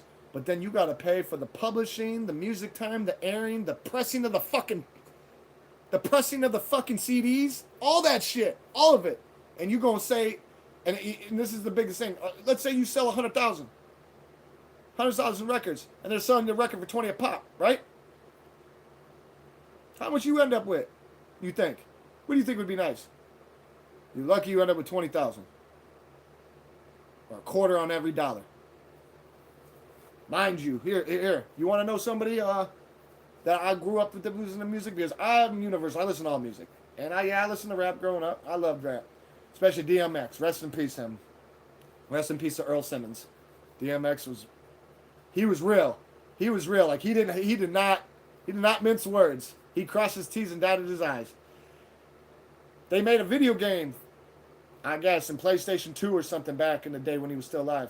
And it did so good, they wanted to make a second one. Well, they called him and was like, and you could go see the interview. There's an interview, him talking about it. They called him and said, hey, guess what? Your first one did so good, we want a second one. We want to make a second one. And guess what? We're going to give you a $25,000 advance for signing the contract for us to put it out. And we're going to give you 2 cents for every one we sell. Mind you, they're selling them for $60 fucking $59.99 plus tax. And his contract's he gets 2 cents for every one that they sell. And mind you, for him signing the contract, they give him a $25,000 loan that he's got to pay back in triple. Does that sound like they have your interest at heart?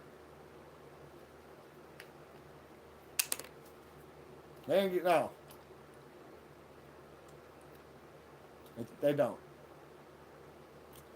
And then, on top of it, all the other weird shit that goes on. How they're into the dark arts and, sacrifices and blood and humiliations, rituals and blood rituals. And that shit's real. That shit's more realer than a heart, man.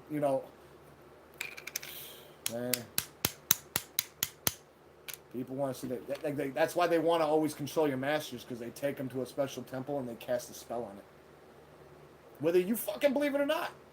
Like, has anybody ever, really looked at any of that? You ever fucking played a record backwards? Or listened to music backwards? And listen to what sometimes it says? Oh, you would feel like that you're hallucinating and that you're crazy and you need to go to the psych ward. And that's why they're able to get away with it so much, because it's in their religion, or supposedly put it in everyone's face. That's why they got that expression. That's like their force field. Eyes wide shut. Your eyes are open, but you don't see what I'm showing. Just like when they make Disney movies, they inadvertently made shapes, like sexual shapes, like penises and shit like that. You did not see it with your eyes, but your brain did, so your brain would pick it up. You watch certain movies too many times, you had people doing too many weird things. You're gonna tell me I'm wrong? Yeah. Oh yeah.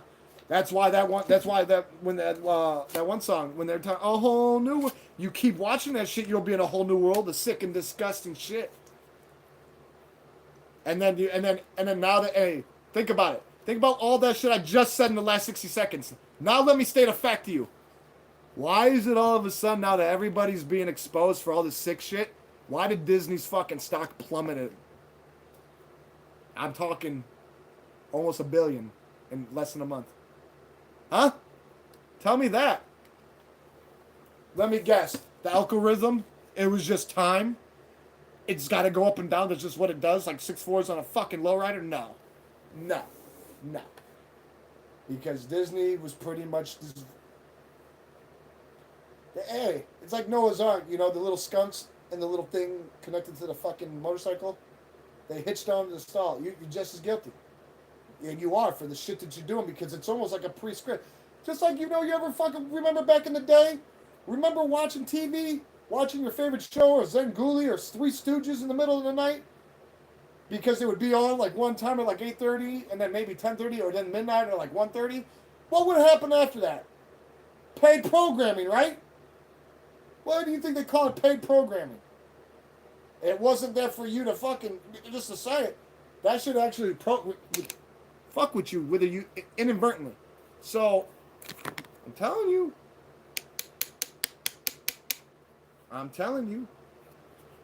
Or just like, we didn't got to state the obvious. We know this stuff happens, but people act like it was a cupcake instead of a shit pie. And, and then you had like Cosby. A lot of people don't understand that whole situation. You know, the only reason he got the deal he got and got out is because the prison he got put in was financed by him as a stake. So he didn't have to worry about anything. Because if you guys look into it, that place was, he christened it. It was a brand new state of the art facility that he did all his time in that he went into. It cost $400 million to build. Well, what was his net worth when he got locked up? And it's pretty much about the same now, $400 million. I mean, you're gonna tell me that's just coincidence because of numbers? Just like dates, they try to make sure if somebody falls on a certain date. Just like the 27 Club, that's a big thing in there. Why do you think Juice WRLD? He knew he was gonna crash out because he didn't want to stop, and he put that shit in his music. And they were see, that's like a fucking industry's wet dream. Getting a hold of a Gerard Higgins, rest in peace to him, Juice WRLD, because he was somebody who fought his demons and got away from reality with, dope,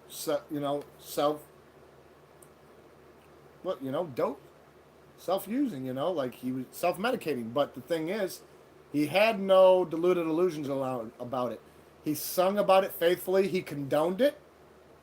He even admitted that the rapper Future is the one who got him drinking lean, and Future claims he never drank lean. He says those styrofoam cups, whenever he was drinking on a video, or it looked like he was drinking, it was just Kool-Aid or colored water. And I believe that because, it's all about portraying a certain image. Just like the whole thing of demasculating men. And I'm not trying to be racial, but their whole thing about, black men too. But the whole aspect. Why do you think a lot of them guys fucking just come out and just bloop, bloop, bloop? Because, some of them didn't want to, do things that would demasculate a black man. Like wearing a fucking dress. Or doing some gay shit on a movie. I knew things were starting to go really, really left when I started to do my own recon. But you gotta go real deep. And what I mean deep is you gotta start looking at things, everything that connected to it, almost like a fucking spider web. The core. Like, first go look at certain artists, whether you think they're talking about it or not. Go look into shit. Go look into ones, matter of fact, go look at ones that are deceased. Like Biggie. Here's a perfect example. Biggie. Listen to some of his interviews. People go, where do you get your raps and your lyrics from? Shit that I've witnessed, shit that I've done, shit that I've experienced, shit that I was forced to go through. Now, you heard what I said. That's his words, quote unquote, if you listen to his last interview. And that, it was right after Pac got killed, and then 6 months later he got killed. And they made it look real fancy, like it was West Coast, East Coast rivalry, and it wasn't. Now go listen to. Now you heard what I said. They asked him, how do you make your music? And I told you, I'm not gonna repeat that. Now go listen to his song, What's Beef? And listen, there's a verse in there that is really eerie. Very, very eerie. And it has to deal with kids and being thrown over a bridge after being used the fuck up. And it's so funny, and not funny for that, but what I mean is ironic, because how did nobody not hear that and put two and two together? That's because it was right in your fucking face, and we're too worried about our lives. We didn't have the luxury to even entertain a thought, especially back in the 90s. Things ain't the way they are now. So go listen to that song, What's Beef? And listen what the fuck he says his homie's been doing. His guy, he's his bad boys, right? We talk about, mind you, go listen to that song. He just didn't say that shit to say it.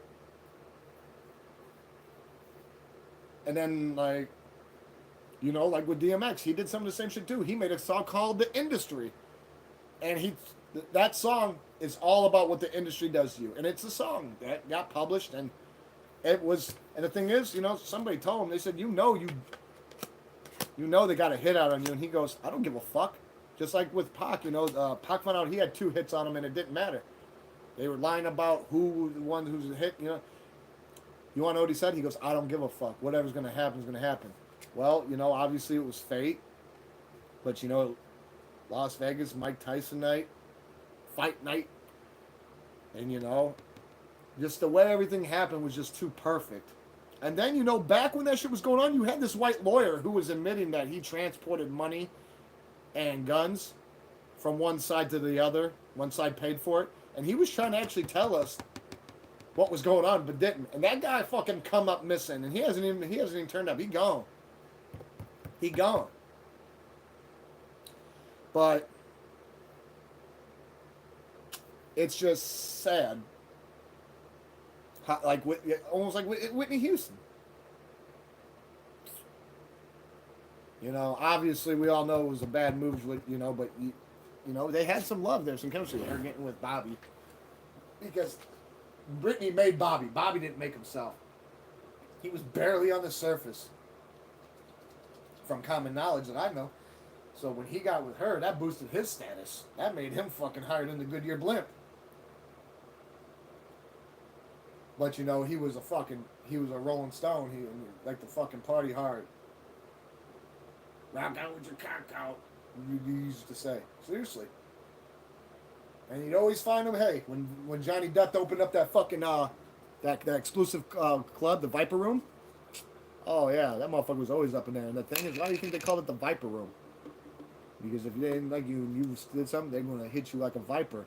You would never leave there. Just like, wasn't it weird how River Phoenix, Joaquin Phoenix's fucking brother, which was an actor, he walked in there and somebody handed him a glass. And I guess it was his normal, or his vodka, his Kettle One, whatever. And he dropped dead right there on the spot. And Joaquin had to call 911 while trying to give him CPR. And somebody mixed his cocktail like a speedball. His heart exploded. Yeah, he died from a fucking overdose. Within seconds of taking that drink. And somebody already had it pre-made. It wasn't a mixed drink. It was just like I said, a lot of people don't. All you got to do is go look. Hey, it pays to discover, and I'm not talking MasterCard. I don't know how many times I got to say it. I will keep saying it. I will keep saying it. Look and you shall find. But like I said, some things ain't made to be found right away. So you don't want to be the one who actually found it. Almost like how they say that certain inventors made something, but then the other person stole it because they put a patent on it, and the other person just didn't have that knowledge. They weren't obligated to tell them. That's one thing that's we're so thirsty to try to get up over on each other, and I'm a social person, but I'll tell you this right now. This world and seeing what the fuck's happening to it and how much of an embarrassment. I love being an American, but fuck. It's almost like, fuck, why would you... Like, we know how rough this is. I'd rather live during fucking Sun Tzu days. At least he didn't fucking beat around the bush. When that motherfucker came to get you, any of your people that were outside, he lit them on fire and put them in catapults and sent them back over to fucking take you out. Oh yeah, amongst many other things. One smart son of a gun. You know, he was so important that when he died, they had samurais bury him. Then they had some other samurais kill those samurais, and then another set kill those samurais, and then those samurais perform seppuku on themselves, which is a ritual suicide that when they kill themselves with their own blade, their katana.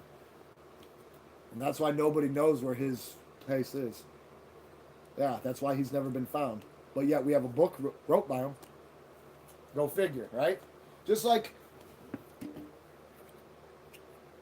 anybody want to ever question, like, why are all these crazy, detrimental things, and even when they're negative in some way or another, like when somebody good comes as well, Dr. Martin Luther King, King Jr., Malcolm X, all these people, anybody who tried to make up John Lennon, any of these, whenever there's straight bliss and benevolence, they had to fucking take them out. Why is that? Why is it always little old me? You know? Because they knew that one voice, all it takes is one voice.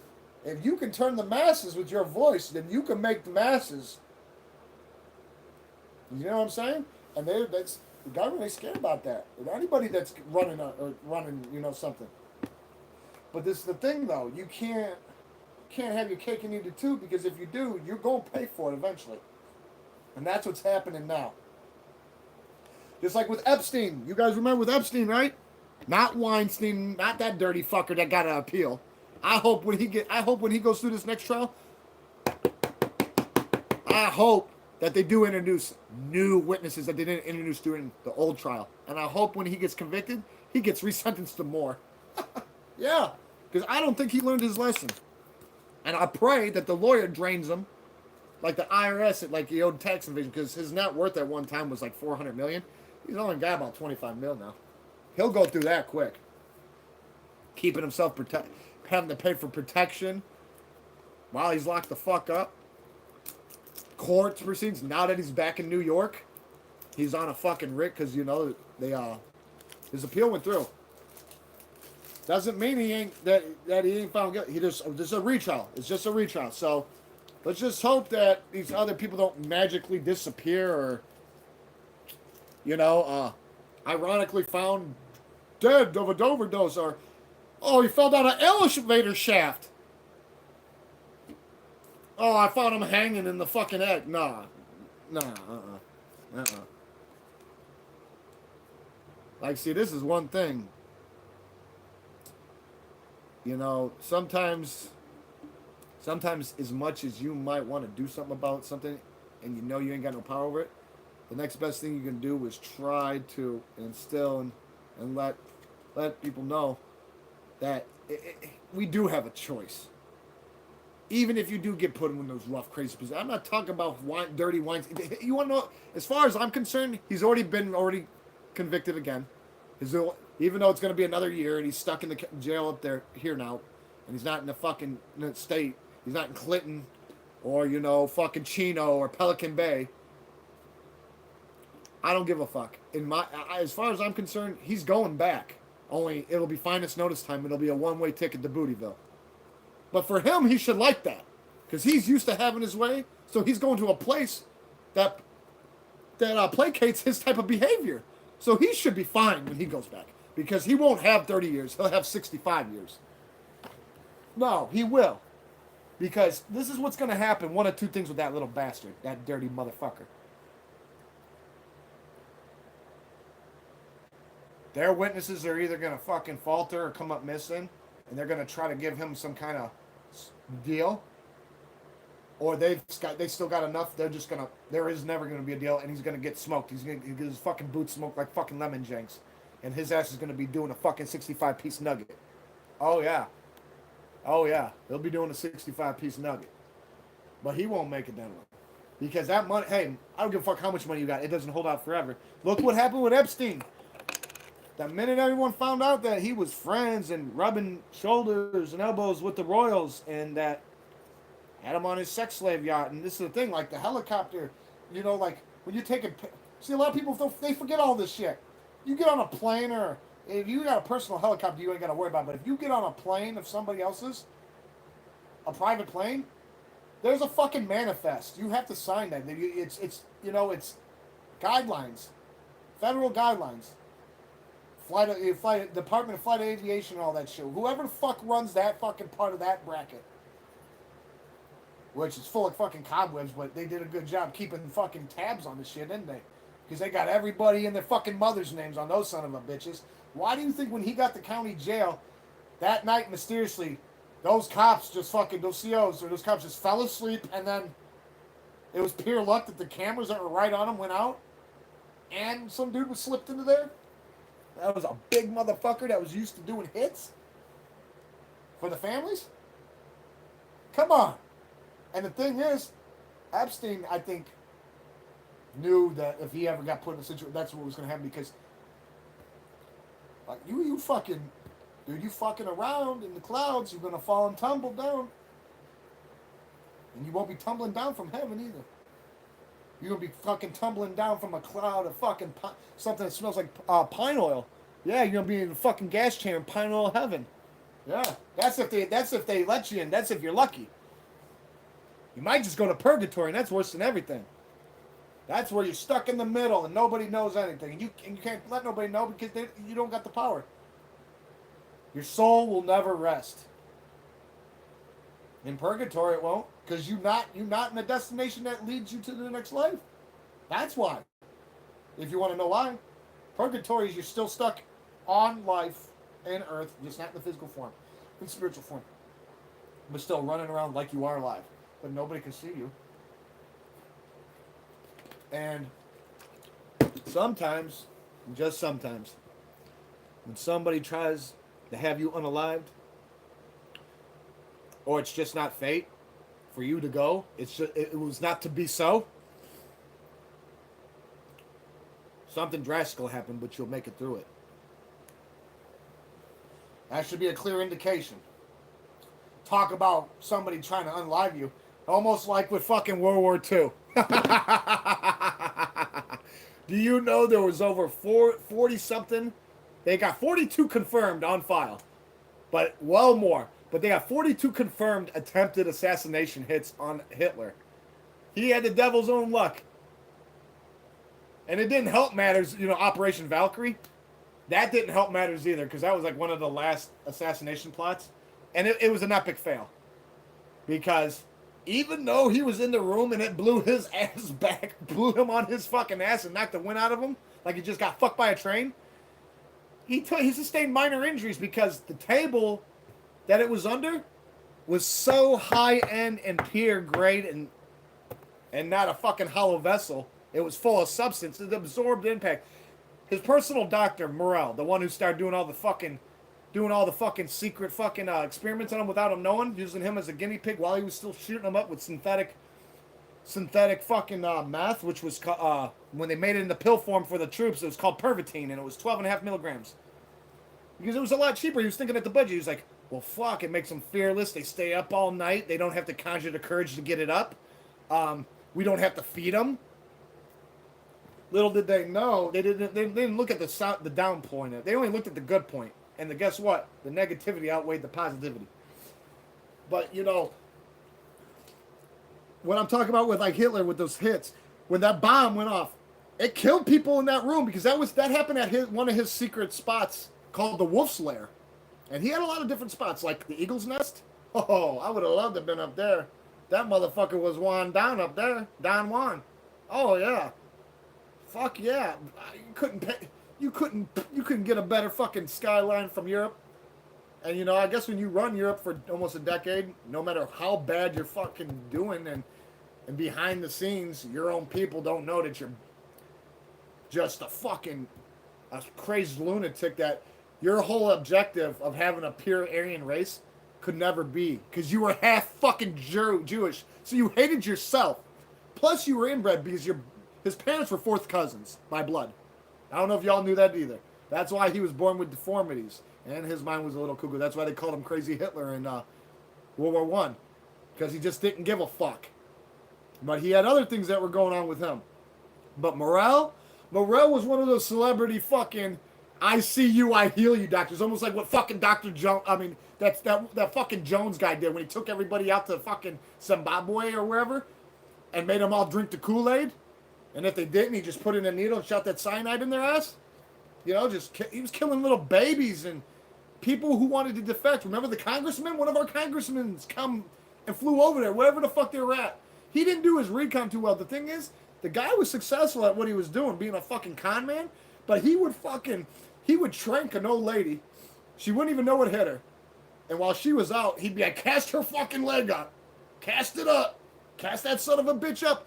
And when she would wake up, he'd be there holding her hand like he was fucking, like she was Grandma Munster, and he was little baby, like, oh Grandma, you made it, you didn't break your hip, you broke your foot, but guess what? Watch this.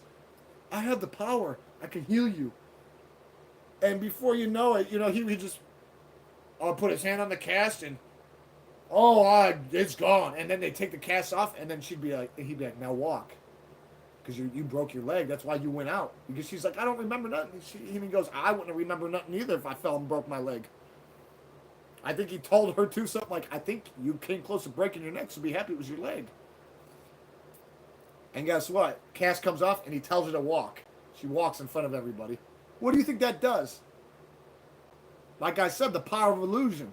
But you see, you know what I'm saying? Like he knew what he was doing, but like he had contingencies in place. But he was trying to expand. So when he brought all these people out to wherever the fuck he did, I don't even want to go on my way to look it up because that shit's sad. congressman came out because people were starting to see that he was an oxymoron. He was actually the things that he was condemning, he was personally doing himself. And it was all right, he condoned it for his own use.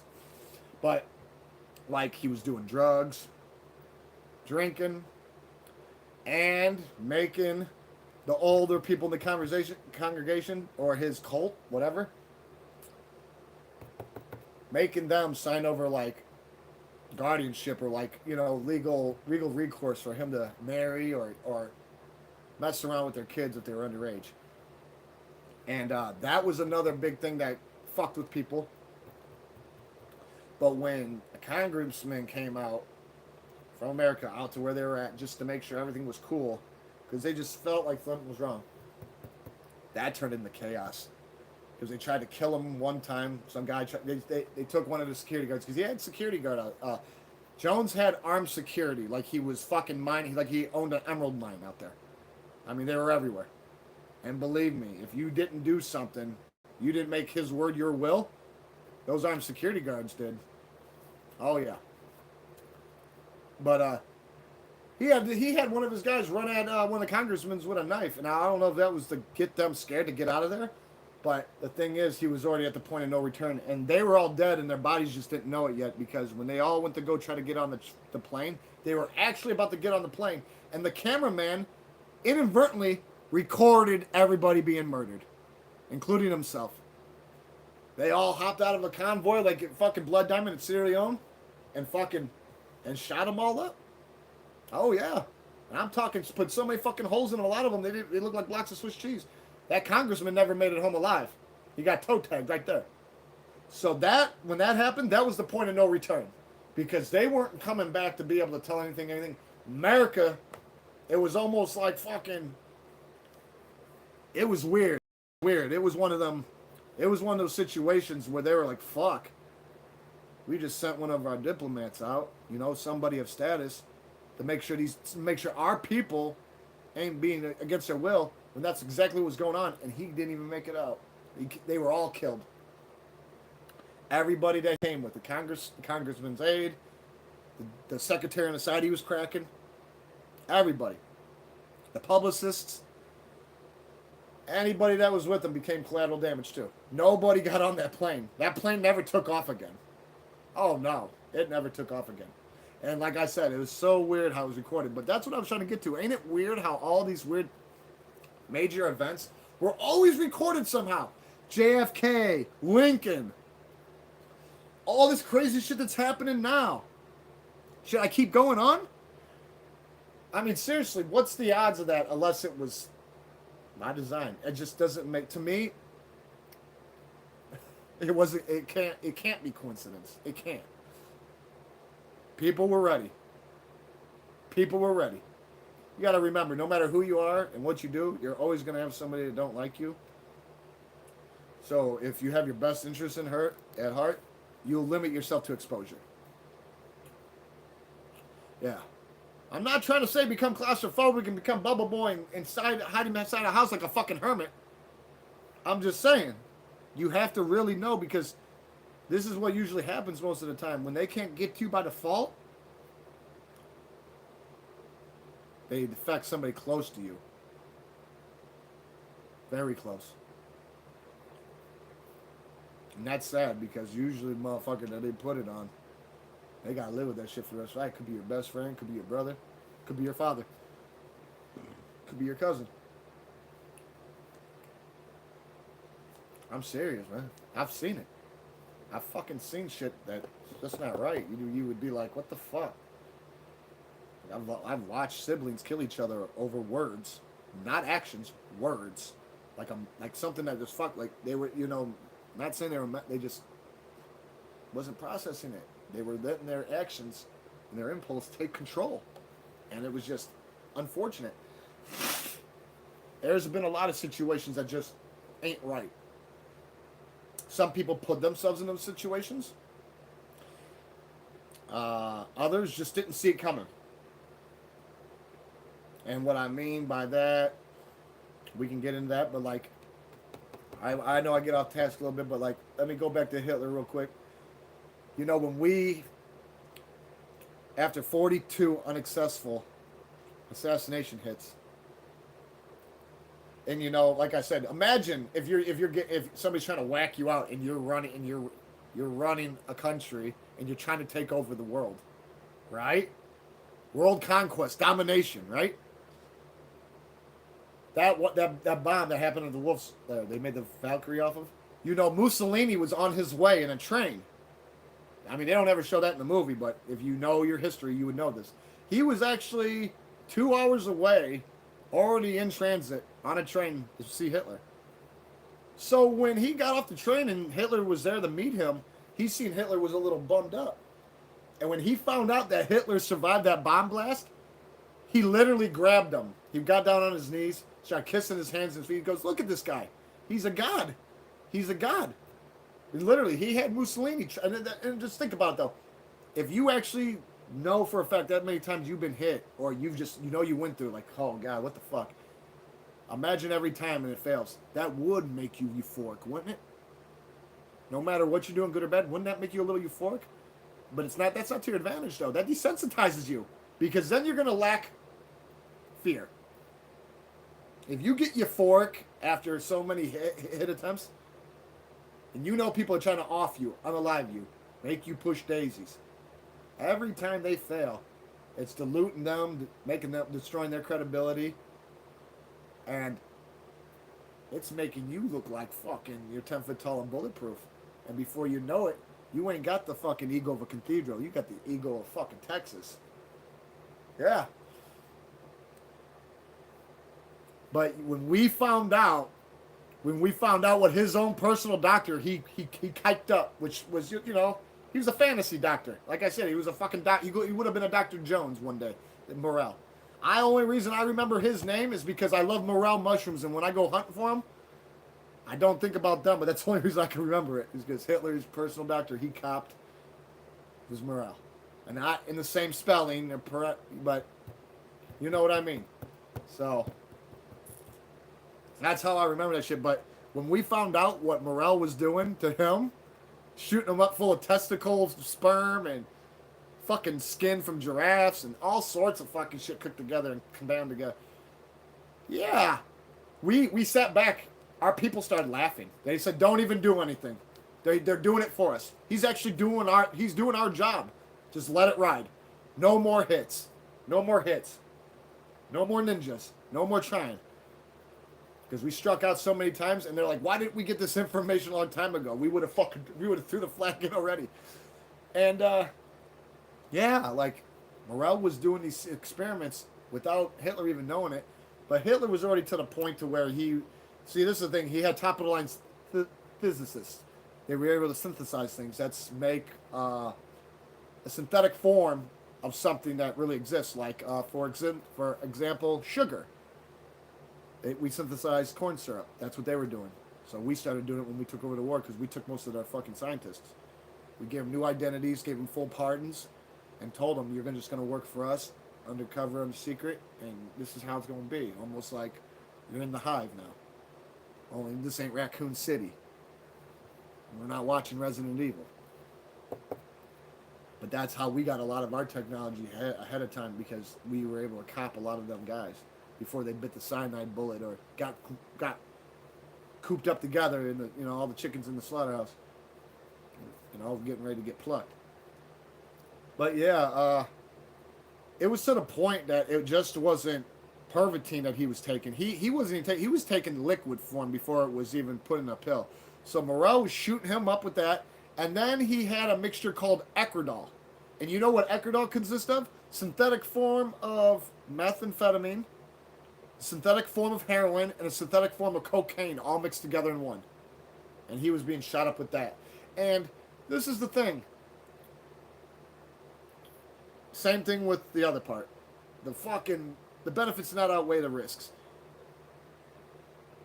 He was very good with his words. He was very inspiring. So when his voice was heard and caught, he zombified people. So people believed him in the beginning. Little did they know he was fucking full blown fucking pulling Spike right off the doghouse. He never even put him back on the leash. Morrell had him right there outside. It was to the point to where Morrell had to fucking start like making him eat it, ingest it, because he just couldn't get him. He couldn't get him. He's like, dude, you just. And Hitler was like, he was a little messed up in the head anyway, so I don't know if it was giving him solace, but he was the type of person who just wanted to hide. And as the war continued to go on, he continued to deteriorate. They believe he had Parkinson's early stages, and there was signs of that. But maybe he might have had a little stroke. You don't know. You don't know. But there was signs. There was signs. You could see it, obviously. But his mind, his true mind state that was there when he started his Socialist Party. Because tell me this. Do you know another country where you could go to jail for treason and get out and take the country over? Because that'll never happen here. You go to fucking prison here for treason, they're going to shoot you or you'll die. Or you're just going to become a fucking national treasure until they mummify you. Or they induce coma and let you sleep in a sleeper cell just so they can collect money off of your fucking heartbeat until your body just physically gives out.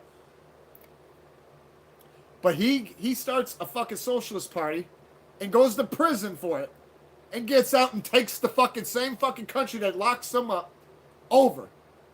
Now, yeah, I guess it wouldn't be that hard when you got Von Berg when he's fucking old and looking like a fucking Nostradamus fucking fossil. He was already on his way up, but he really didn't have much power. But he did have to announce he was passing succession, but that was only half of it. It was almost like with growing weed. Growing it's half of it, curing it's the other half. You could have the best seeds in the world and grow it, and if you don't know how to cure it, it'll be fucking headache, swag, garbage. You will cop a fucking headache smoking it. So you got to know what you're doing. And right when he got out, he went. He like I said, when he was in prison, he wrote a book. We all know about that. So like, he wrote that book, but in that book, he explains exactly what he's gonna fucking do when he gets out of prison. Why didn't anybody ever take that into account? Well, they let that happen, but it didn't help that the chancellor at the time was fucking as old as Moses wore short pants and moving like he could barely move. Old people fucking move quicker than him. Because there was a little thing that, yeah, it was. But the thing was, Hitler already had it in his head, like, if he gives me any resistance, you gonna take a nap anyway. So you on your way out, you buying the farm. Well, why add insult to injury? You don't want to be. So he had to make it official. But then after that, there was a big hostile takeover of the country. That's what I would call it now. Almost like what they do to companies. When they're secretly moving this and that, and they're trying to get in and find that opening, then they make a chink in your armor. Yeah, so they can start breaking you the fuck down and make you to crash out and take your shit over. And as long as they can prove actual factual basis and they got the money for the backing, and they're placated from every corner, and they're not leaving an opening for you, do a hostile takeover on your fucking company. That's what he did on that country. The thing is, he let everybody fucking know it in advance and got away with it. I don't give a fuck what anyone says. He was one evil motherfucker, but he was one smart. Like I said, all these guys could have been anything but what they became. But I guess it was his destiny. They used to make fun of him in the army when he'd go take a piss. Because they'd be like, why are you going to hide behind a tree when you come out? You got to wet. Because he had two heads. Well, not two heads, but two holes in his penis. And that was from a deformation that happened because of his family.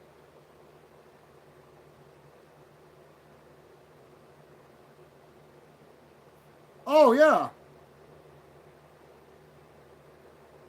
Yep. You're absolutely right about that.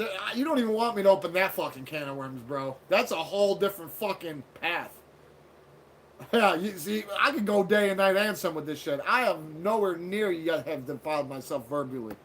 I can go day and night and some. If it wasn't for me wanting to fucking sit back and take advantage of the little things in life, I would be flopped. Me and you need to get together and start talking. Real debate. Hey, I'm talking like closer than this because shit.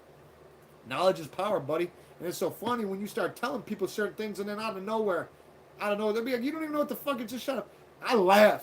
I laugh because you ain't gonna hear me talk some bullshit. If I don't know anything about it, I'll ask or I will go look it up so I can obtain that knowledge because knowledge is power. So why would I want bullshit coming out of my mouth? I don't need nobody saying my mouth smells like shit or I don't know what I'm talking about. I don't need that. So yeah, and I know most of the stuff because just how I excelled, and then all the times when I was locked up, I took advantage of that. I took advantage of that with my mind. I'm, what you would say, made hay while the sun was shining. Yeah, read a lot of books, a lot of books, and I'm not talking fucking. I'm not talking Mainturn Painter. No. Fuck that. They can go fucking go do whatever they want with Mother Stewart. Oh, exactly. And that's how they try to hide that shit, man. Because we all know when you see that one, we all know they had a kraut sandwich in their mouth when they fucking said that. And I'm part German, so no one can say that's some racist shit. I'm a mud. I'm a hybrid. Yeah, I'm a hybrid. My parents are half bloods. My grandparents are full bloods. All came to the country for a future. Get away from the oppression and negativity that they were in. Yeah. And here we are. In our own fucking nightmare. In a place where we're supposed to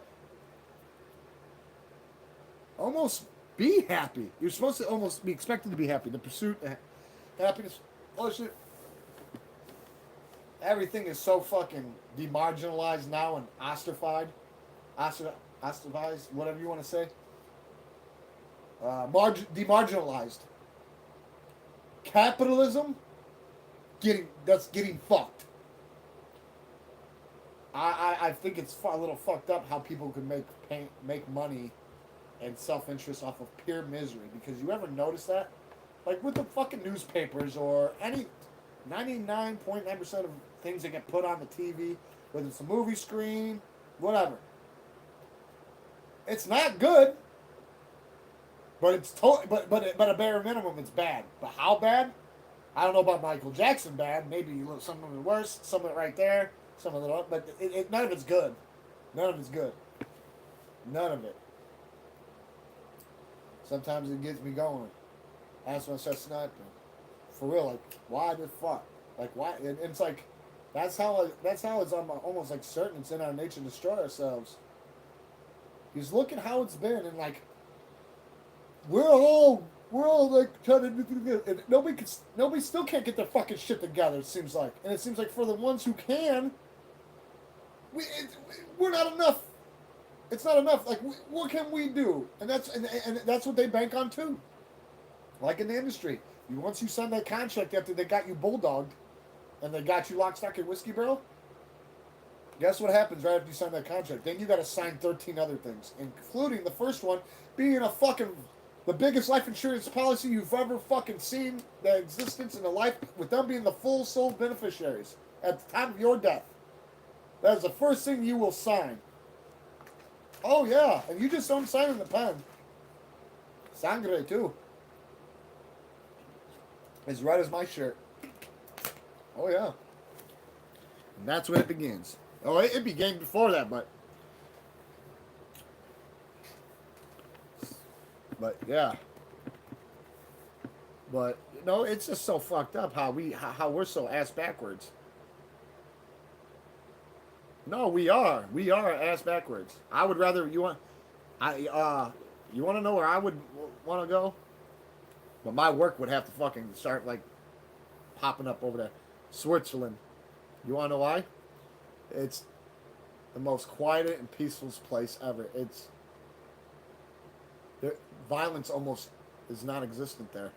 They have a violence of like 2 or 3%, or some shit. I read something astronomical. Like literally, like they're all about rehabilitation, no matter what you go to jail for. So like, their recidivism rate is very low. They don't got a lot of frequent flyers, and their maximum security prisons are like the minimum security prisons here. Free movement and shit. Everybody coinciding. Yeah, it's not like Black Dolphin. That fucking Russian place, yeah. Where they fucking got you standing up looking at a wall in your cell all day with your fucking cell, and the only way you can talk to them is whispering like a church mouse, and even if you get caught that, They're letting the canine mount on you and all sorts of shit. They put you in them stress fucking positions when they cuff you and have you come out. Uh, Food gets brought in, shower gets brought in. Like you don't get out really. You don't. The only time they let you out of that fucking cell is maybe for a visit that you are only allowed to get once a year, and that's if anybody is going to come to visit you, if you even have anybody. And then that 30 minutes every day to go in that concrete kennel. Yeah. Oh yeah, and what they feed you there is the bare minimum. Like it's not even enough to keep. Like it's enough just to sustain. Like they even tell you, do not beat off once you're here. Not because we'll charge you, because you'll die of exertion. Because they don't give you enough calories and nutrition to keep you going. So a lot of people don't know that. As much as that's satisfying us, having an orgasm, having sex, masturbate, that is very exerting. That's like trying to climb Mount Everest when it comes to that situation, because you in there rubbing one out, it's going to get to the point where you're not going to have the energy to do that, let alone pick up your fucking spork to feed yourself that soup. Yeah. And they give you the bare minimum. You get the same thing every fucking day. Whatever. And yeah, that's not Russians. They're not about it. They're about pure punishment, capital punishment, and they got their right to do that. But yeah, things be different. Someplace this and there, this and that. I never knew that all problems are good problems. At least that's the way they fucking try to portray things. I know when I got a good problem because I'm gonna admit that's one of them good problems, ain't it? Or it sounds like a good problem to me. Like when they told me I had to do the fucking writing and written again. I said, that sounds like a good problem because even though I was told I ain't got to do it again, I'm gonna do it. Because all the hard shit's over now. It's a formality at this point. It's just a matter of me getting in there and doing it. And I had to drop the fucking form off and let that clear first. So, like I said, I'll call Monday and make an appointment. And then, like I said, until then, I'll be studying. Study this weekend. Study Monday, and then whatever day they have me going out, that's when I'll do everything. And then, yeah, you will see me not with a permit, but a motherfucking license for the first time in my life, and I will keep it. Oh yes, oh yes. That I will bet on. I will keep it. Ain't gonna be no fucking that up. Not at all. But yeah, yeah, I know sometimes I get off the forbidden path on here, but like I told you, my channel is universal. So, if you like multiple subjects being talked about and we start talking about certain shit, get in where you fit in. Well, so do I. Thank you, man. I hope I do too. I'll find out Monday. When I'm gonna. Yeah. If he would have never got paroled, he would have never came up missing.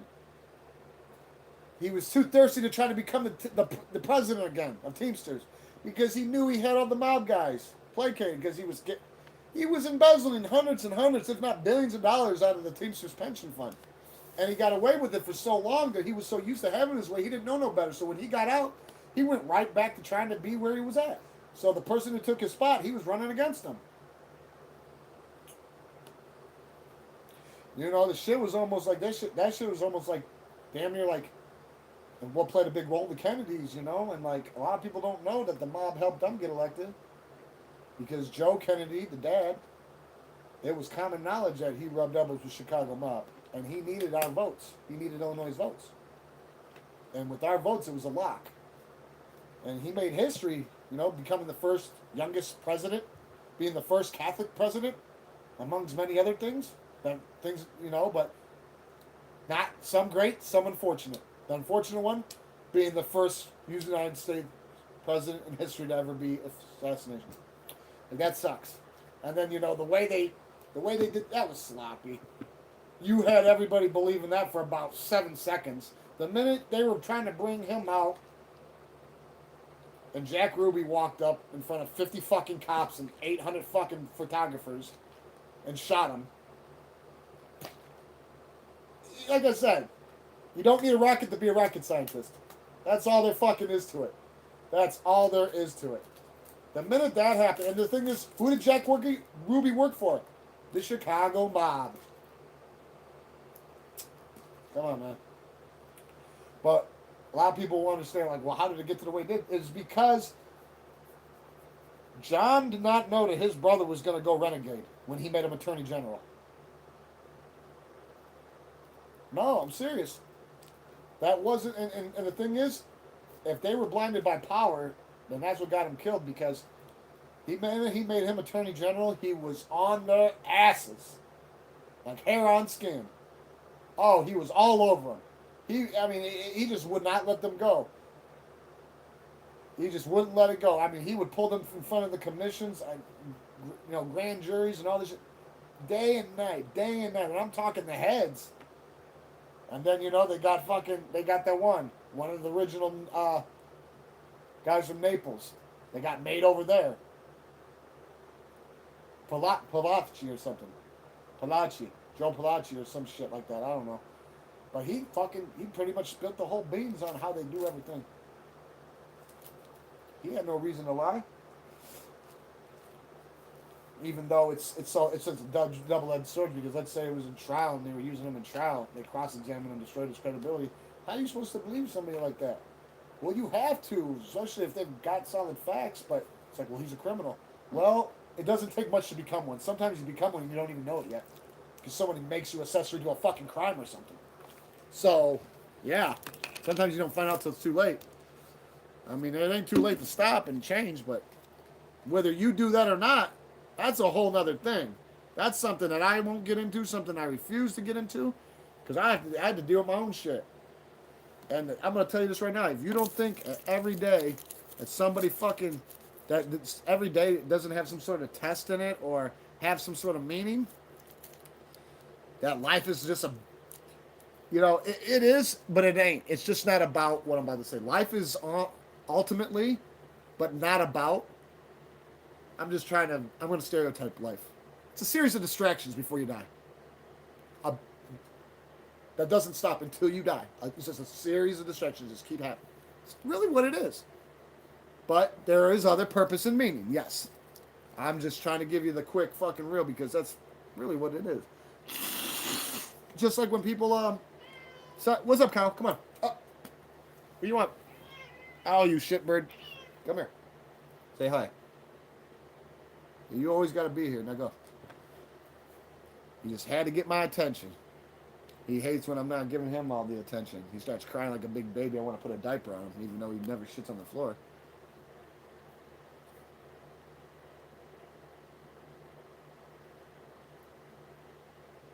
Yeah, they can only be in one other spot. And if they're not there, I'm just going to let it be. Hopefully, the fucking key doesn't cost more than $1,000. If it is, I'll get it because I still need it. I'm just banking on it not to be. Damn it, Cal. What is he doing? Give me 1 second. Mod, I'm sorry. 1 second, big bro. 1 second.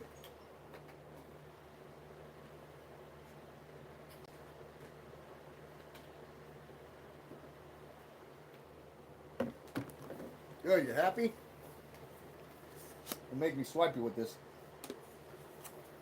Because when I'm charging, I'm swiping.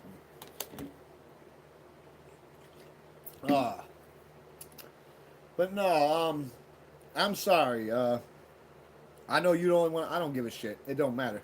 If somebody's on, it don't matter whether you my mod or not. You still part of this too. And the thing is, people bouncing in and out. I've seen as much as 5 people in here at once. Hey, that's a little improvement. It was 2, 3, 2, 3. Then I seen 4, then 5. My first live, I had 3 people on. But no, I had a lot of people coming in and out. I think it hits a lot of other people's algorithms that don't even follow me or even know my fucking channel exists. Because I have it for public, and I like it that way. They're giving me this. Public or unlisted. They both almost are the same. It says unlisted, anybody with a link can find it.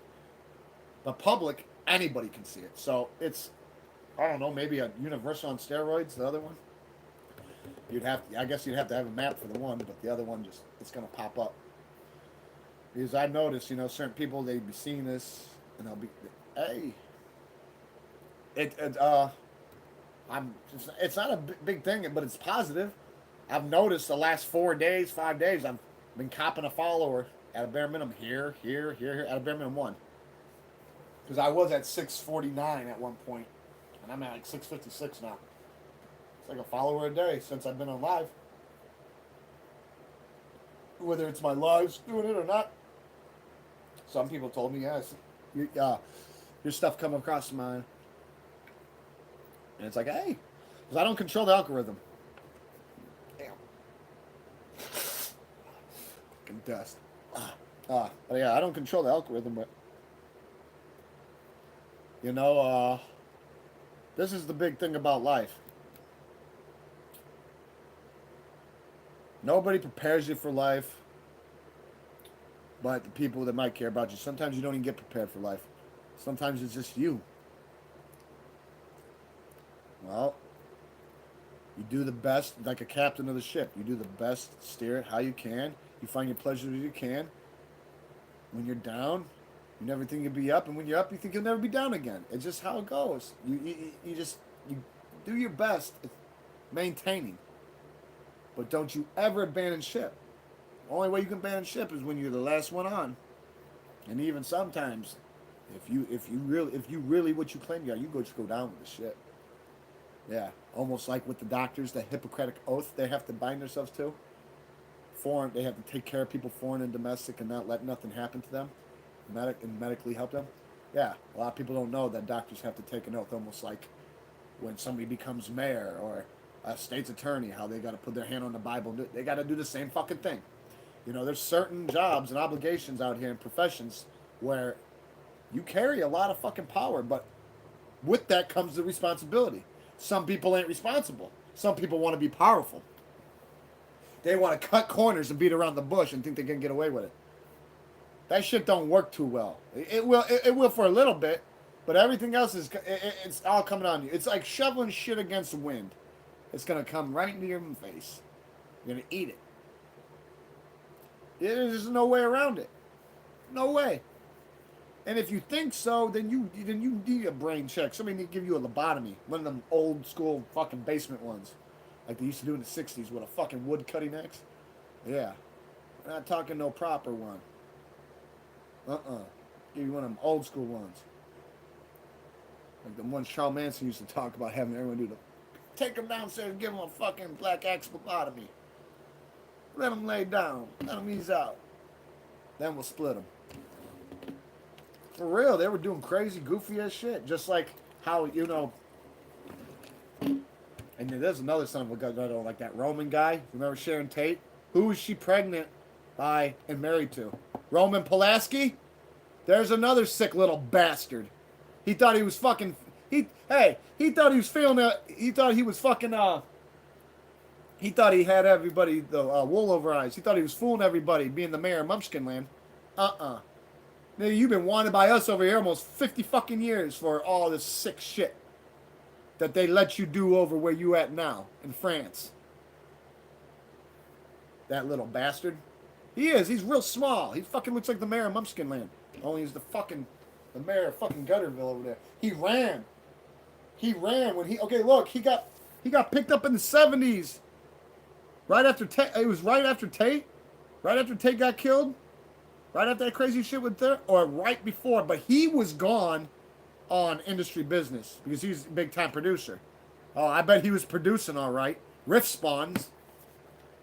But anyways, he actually got charged with and copped out to raping like a 12-year-old girl. And this, mind you, is like in the 70s.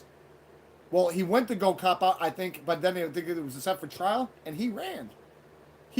So they sentenced him anyways with none of his presence, but to this day, he's still running the industry just from France. And he's been wanted by us for 40-something fucking years. Like I said, makes us look like a laughingstock, right? I don't know.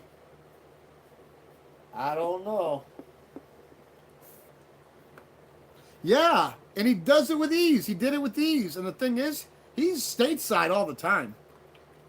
People just don't know it. He's like the Jersey Devil. You hear about him, but you never see him. Oh, yeah.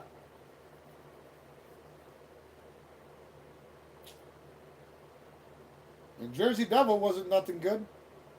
Jersey Devil. He's a fucking devil. Devil. Ich scheiß an MacGyver's Devil. Prationen. Scheiße.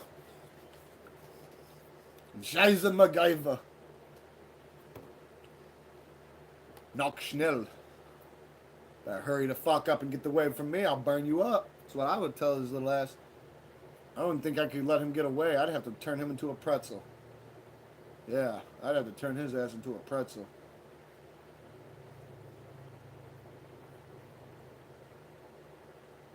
Oh, yeah, and the thing is, they all...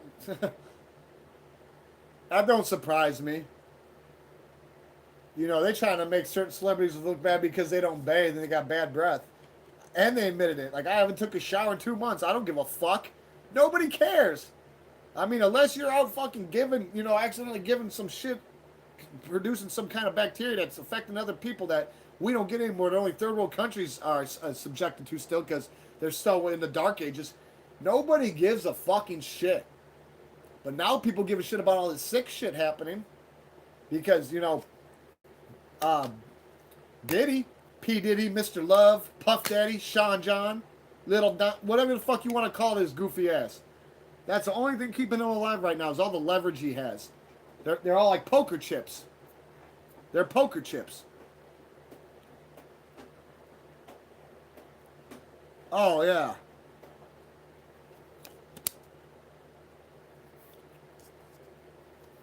No, you're right about that. But it's like you got people who idolize these people, and it's like if some of these people actually really knew what the fuck that was going on, and they really were true to how they would not, unless they secretly like that, and they're just like, I'll do anything to be with you. You know, Charlie Sheen probably heard that a lot, and that's why he started fucking raping people. You know, when he did, and then look at what he's at now. Now he's like a hermit. You don't ever hear about him. He's not doing no. He's not getting millions of dollars per show for that anger management shit. You know, didn't he calm down like once he got diagnosed and actually started like getting physically sick or like broken down from the AIDS? And you know, that's a whole fucking thing too.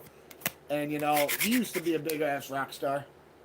You know, but he was so reckless. You know, motherfuckers was setting up cams right there on the table while he's fucking shooting this and smoking that and popping pills and ordering whores right off the street. You can hear him on the fucking phone watching it, threatening his drug dealer because he ain't there quick enough.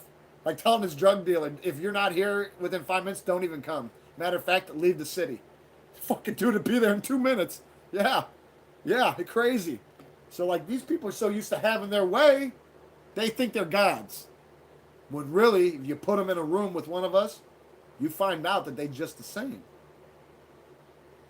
They gonna bleed, eat, live, and die the same. Yeah, their lifestyle might be a little different, but that, honestly, that's not nothing. If you really think that that would make you happy, because they would, if they could all tell the truth right now, because you know, hey, do you know what the biggest job of somebody that sold their soul, or any of that shit, doing that shit, is forcing it? You know what their biggest job to do, other than what they're told to do, is act like what they did didn't exist.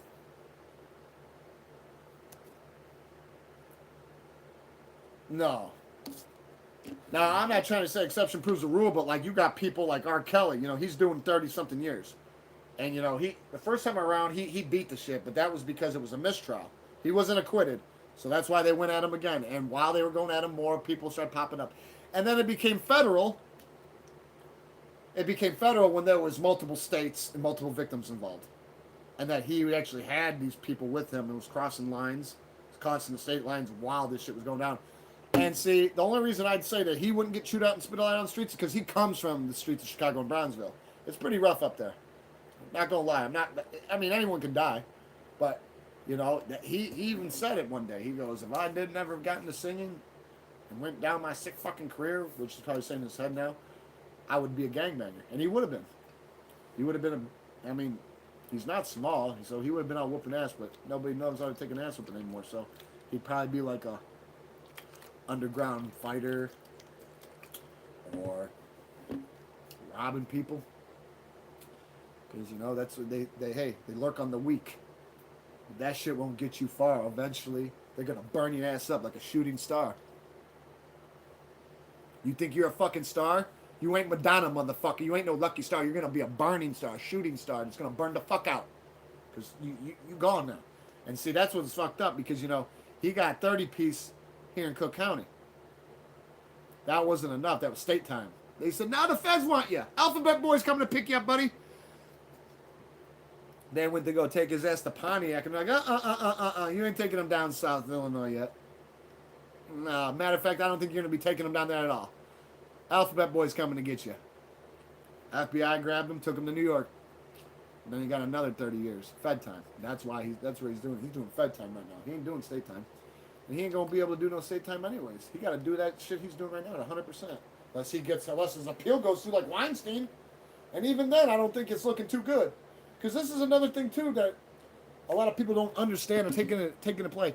A lot of these people got their fucking dick cut in the zipper a long time ago doing this shit. And what I mean by it is accusations, going to the authorities, but they settled out of court. And when you settle out of court, you have to sign a non-disclosure, which means you can't even utter the very existence of it. The minute you sign, you got to flush it down the drain. The thing is, you can't press reset on your brain. So imagine the victims. They didn't want to settle out of court. Some of them did, though. I mean, I guess it gives you some comfort. I mean, nowadays, especially like with Diddy, like Diddy made R. Kelly look like a cupcake with this shit. I think he might have went to Diddy school. I don't know. That Diddy flavor camp, the shit they did to Usher, and it's sad because, you know, how do you think they got beat? Usher brought him in. Usher, so, you know, like I'm saying, it rinsed and repeated. And I don't think Justin wants that to happen. I don't think he wants anything to do with any of it. Especially after everything they put him through, and then on that one thing you see, he gets out. And Diddy's literally checking him for a wire. And you could see Bieber just put his head down. I felt for him because it was like, if I wanted you done, you would not even be seeing me. I'd be I'd be somewhere, I'd be in some safe house somewhere. The thing is, they've got beyond enough to grab him, to grab everybody. But the thing is, it's too big. It's not what they expected. And the thing is, they're not done investigating. That's why nobody's been arrested yet. Now, mind you, people have been arrested for Tupac's murder. A lot of them's not on bail right now. The main guy that spilled the beans, Keefe D, he's not. But, like, everybody else that got arrested, like Dre and all them, they're not on bail on that shit right now because everyone's connected. Oh, yeah. Diddy had both of them killed, Biggie and him. He had his moneymaker killed, and he did that because he already knew how the industry was, and he was running his own label. Plus, Biggie was trying to leave Bad Boy. Yeah. And, you know, got a little worried. Exposure. Liability.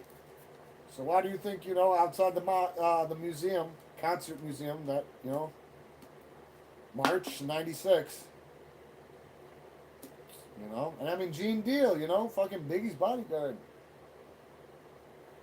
He's seen all this shit. He's still doing interviews on this shit. Like, he knows. And believe me, that's who made me go deeper. Because I was watching him when they did the first documentary on Tupac and Biggie murder back in fucking 99, 2000. And they have you convinced that either, they don't say nobody, but they have you convinced that it's fucking Suge. And it wasn't. Suge was going to do you, he was going to do some dirty shit. He wasn't going to do no industry shit. He was going to do some shit he invented, like when he went on the Jay Leno show that night and made fun of Eric Wright, rest in peace to Eazy-E, because Eazy-E wouldn't sign over Dre and them from his record, Ruthless, to, you know, Death Row. So they infected him with AIDS. And that's real too. And back then,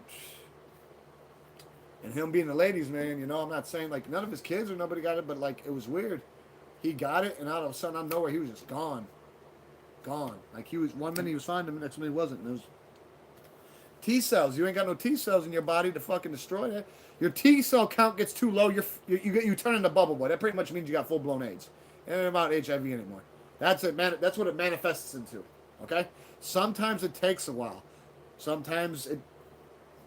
Sometimes, well, if you got money and exception proves the rule, you could be Magic Johnson and it'll just disappear like magic. Because he announced he had that what in '70s.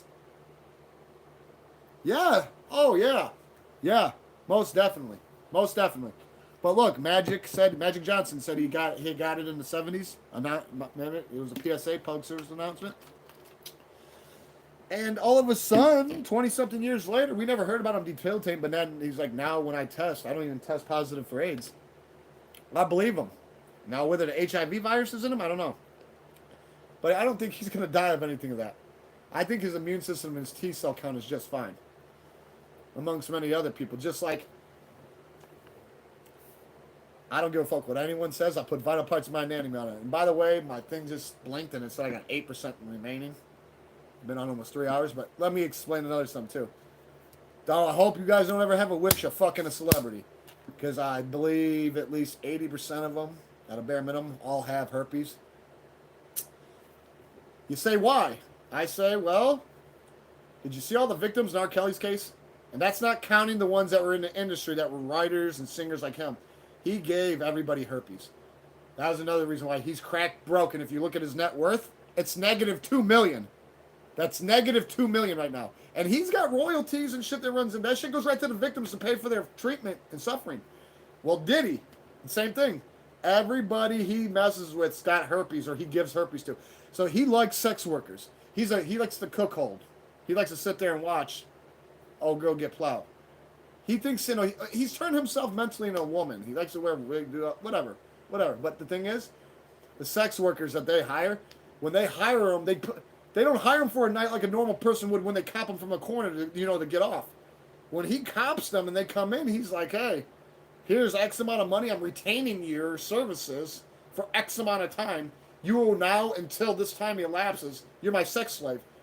And they've got at least 6 or 7 commandants that were sex slaves, males mostly, and females that said, yes, they were clean as a well until they got over there and had to partake with them. And then they ended up with herpes. And the minute that I guess he would bring it up to them, he would dismiss them and never fuck with them again and bring new people in. So he loves giving the gift that keeps on giving. And we're not talking about fucking Thanksgiving. We're talking about deadly giving. You talk about bioweapons. I heard they got a new one called Syphagona herpelades. It's all in one package. It's all in one package. Yeah. Oh yeah. And I wouldn't. And this is another thing too. Those poor kids that got traded around like Michael Jordan fucking rookie cards. And then you wonder why you got Jaden Smith coming up the fucking Beaver and holding him, grinding from behind, whispering in his ear, hey, tonight I'm loading. Get ready and grab yourself and brace it up because we loan each other like 12 gauges. And what does Beaver do? He can't do nothing because they grew up together. He can't hate him for what's going on. They had no idea this shit was going to go down. So once it started happening, it's almost like the second nation didn't know no better. Almost like being a product of your environment. It's almost like when you're born in fucking, man, in the worst part of fucking Chicago on the west side, Austin, the most dangerous part. They got more murder per capita than anywhere else. Yes.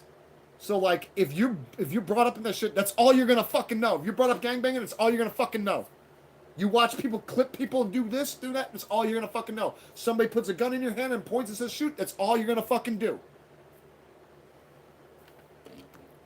So like, I feel sorry for like the next, because they're trying to be like the resistance right now, and like a lot of these people think they're dead and gone already, and the thing is, we all are.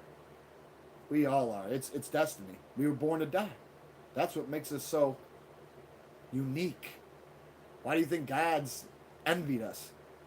Because it was so dull to live forever. They wanted to know what it's like to actually go through something instead of having everything without trying and have exponential skills and be beyond superhuman. Everything was more soonful, more mournful, and more elegant and had essence, knowing that any second could be your last. That's why the gods envied us.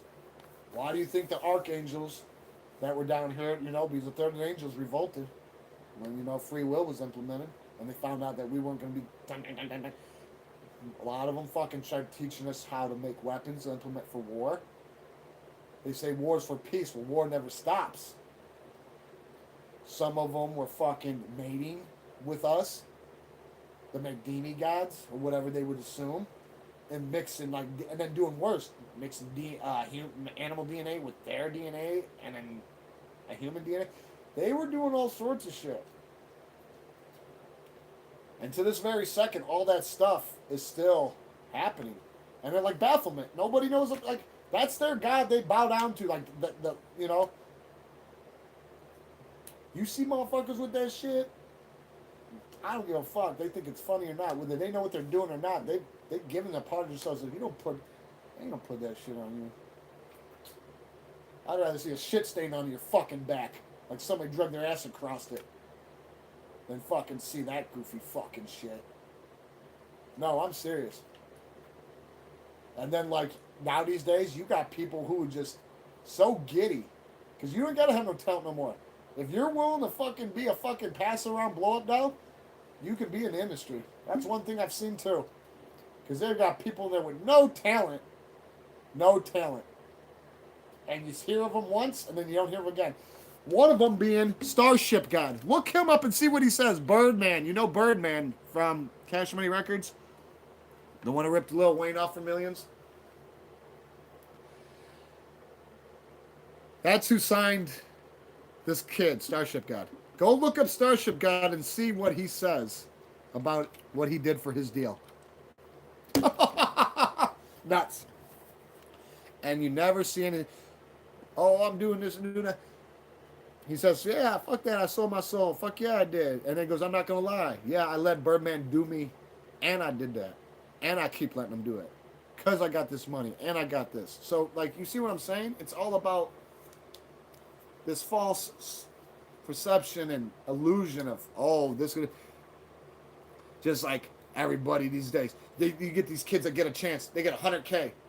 Instead of setting themselves up for the next 10 fucking years and having a peace of mind, they go out and blow it all in an afternoon. And then they wonder why their crack bulk ain't got $10 to put in the gas tank to go around the corner. Like I said, people just don't know, man. Like the Island Boys, those tards. I have to give them. They do have they have ambition, but they have beyond crashed out to do what the fuck they want to do, and they should have knew that they weren't singers when they first got put up on stage that one night, the very first night when their shit was bumping as a meme, and then they actually were booked for a show. It went horribly wrong. It went so wrong. It was worse than Suge Knight hanging Vanilla Ice out the window for him to sign over his fucking publishing and his rights. And they used Vanilla Rights fucking money that he made, pretty much started that for get that shit running. That was like the money used for the lifeblood. And Vanilla Ice doesn't deny it. Because fuck yeah. He goes, they also filled the fucking cup up full of piss and wanted me to drink it if I wouldn't give him P. Diddy's number, and he didn't have it. That's how bad they wanted Diddy at the time. But yes, they do. And the summon ones. You gotta remember, that shit's all around us right now, whether you see it or not. It's hovering around you. It's waiting for you to do something that we don't know inadvertently will invoke them or make them open up to where we can actually see a little more and be like, what the fuck is there? Sometimes you trigger that shit. And they all have it set. It's all set up like that. Why do you think when motherfuckers snap, they start pouring in flocks? Because you have so much negativity behind you. Claims they got your back. Only got your back when you're gonna be burning eternity. And they had to fucking pull you in. And then you wonder why that motherfucker says he drinks extra dry gin and gets super drunk because he knows it's gonna burn before he sticks it in. When I heard that, I was like, yeah, you motherfuckers are fuck. Or just like the other one song. It's I forgot what it's called, but like Biggie says this other shit. It's not on the song What's Beef, but seriously, look that up. Notorious B.I.G. What's Beef, and listen. It's not in the beginning, but you'll hear him. He's gonna talk about a certain homie. What he does and did. And the next verse, it'll blow your mind and be like, how the fuck did nobody hear that? But then, he says other little shit too, like, I used to watch him get fucked in the ass raw dog with the rash or some shit like that. He only talked about things that he's seen, went through, or experienced, witnessed. You know, a lot of people they didn't cross the T's and dot the I's on that one. This wasn't fucking Wheel of Fortune or Jeopardy. Who's the next sodomite in the industry? No. They can't. You sign that, you cast down with sodomites. That's all there's to it. That's normal for them. It's just fucking normal. The whole controlling, the submission, the humiliation rituals. But like, you know, here's another example. Remember Tiny Listener?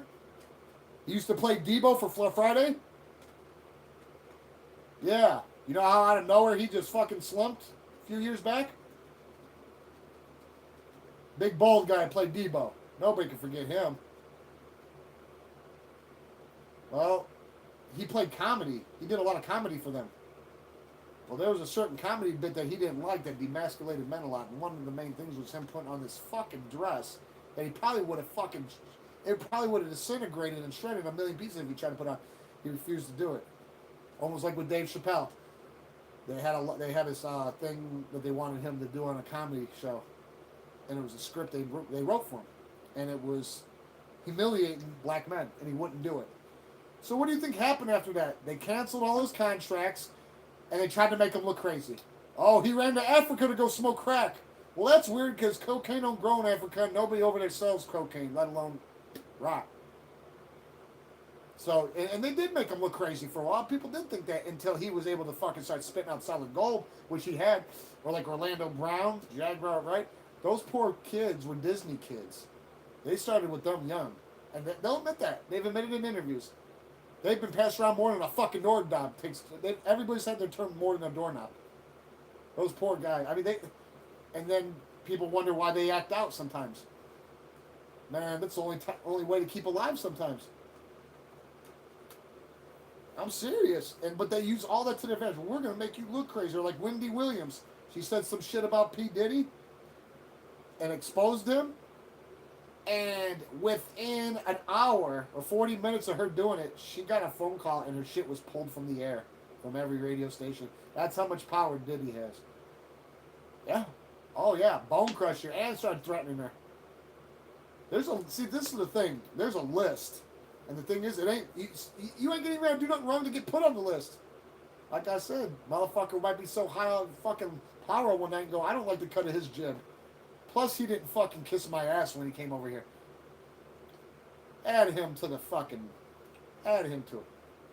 I'm telling you, it's all about fucking power and submission. I mean, you ever seen fucking, you ever seen Diddy freak the fuck out? He literally admitted while he's tearing his office apart and killing, destroying everything. I'm a fucking savage, and what I get what I want. I always get what I want. Screaming it. His eyes look like they're about to pop out of his head like Chris Tucker. And you could tell that he's fucking on everything in the book. And that's the thing too, like his drug mule. I don't know if he's turning states, but they've got 36 witnesses, 5-star witnesses, and they're trying to get more. Like I said, they have beyond but this goes way farther than what we know. This is well beyond my pay grade. But I do read between the lines, and they're going as far back as 90. Yeah, 1990 with Diddy, with all this, and he's part of the Big Tupac murder and the Biggie murder, and they plan on charging him with Biggie's too. But they got to crack Tupac first because who was clipped first? Tupac. They're clipped 6 months apart. But he's responsible for the demise of both of them. He wanted to get the money makers out of the way. He wanted to get his breadwinner out of the way because he was trying to leave. And he already made so many hits, even that short span of time he had him, that he already knew by default that him dead, the catalog would just turn from gold to fucking liquid gold, just pouring out of the sky. And that's what it's doing to this very second, like our hearts pumping blood.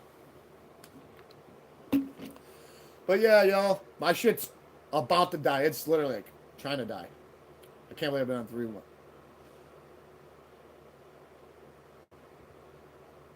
Well, yeah, and are you talking? I hope you're not, because you want to know who really runs the world, the Rothschilds, and they're part of the 1%. The Rothschilds run the world.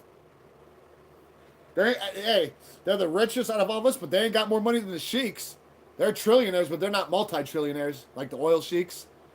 Yeah, they're the ones who got the real money. They got that liquid gold. They actually make the industry and everybody look broke, even though they've been fucking poaching people like hides for years. Yeah, the Rothschilds. I know. Yeah, bro. Me and you. Hey, for some odd reason, I feel like me and you on the same page all the time from beginning to end. And I don't care. It doesn't matter who, because it's not about always being on the page. But it seems like you have the same knowledge I have, or you obviously are hip to what's going on, and you haven't been under a fucking rock the last fucking 21 years. That's their fucking like shell companies. That's just a big fucking smoke screen. That is a smoke screen.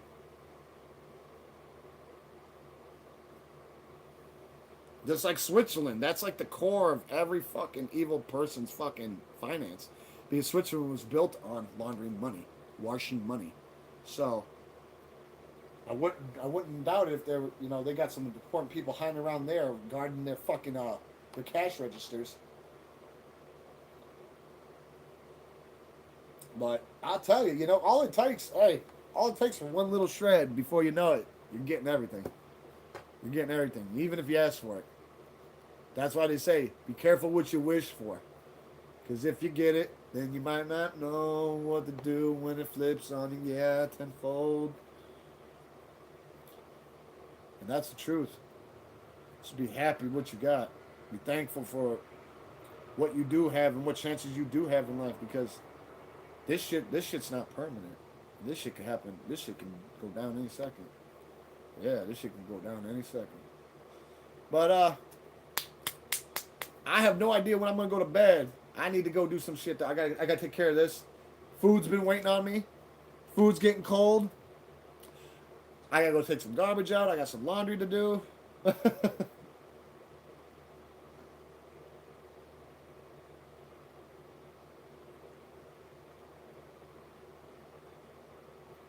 Oh yeah,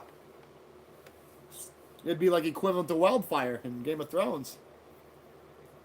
Oh yeah. Uh, well, have you ever heard of You ever heard of the horn? You just hey, fresh out of the shower, slicked back. That's it. Thank you. I like your hey, Mod, you're awesome. But it's so funny. Did homie come on thinking he was gonna cop a date or something? Like what the fuck was that? Would you say my name? No, no. Did you hear him? He was like, "Would you please say my name?" What the fuck? He was already in euphoric mode and some daydreaming, fucking whatever the fuck was calling him to that weird shit. I couldn't believe when I read it. I had to laugh because I just didn't know what else to say. I was like, "What the fuck?" And then out of nowhere, he just said, "Fuck all this. I'm not beating around the bush. I'm putting it all on the line. I'm all in, all in." I couldn't believe that. Oh no, it's in. I got 2%. All right, Mod. Look, if you want to send me messages to this, I'm not gonna lie, dude. I look at my stuff here and there. Plus, I got multiple channels, so like, I see a notification from you. You asking what time? I really don't know what time, but we'll stay coinciding with each other. I'm not. I don't babysit. I don't got my face glued to it like this. Like, like I told you, I don't even like social media, and I don't even know when I'm gonna make that face. I gotta make one though. I gotta make something because this is growing. It's almost mandatory. That's like oxygen for this thing. So yeah, exactly, exactly. But man, we had a good one, man. Pushing almost 3 hours, 10 minutes. I'm telling you, dude, to me that was like 45 minutes, man. I'm the type of person that fucking get on. They wouldn't. If I would have been a politician, they wouldn't have liked me. I probably would have been clipped. I probably would have been clipped because I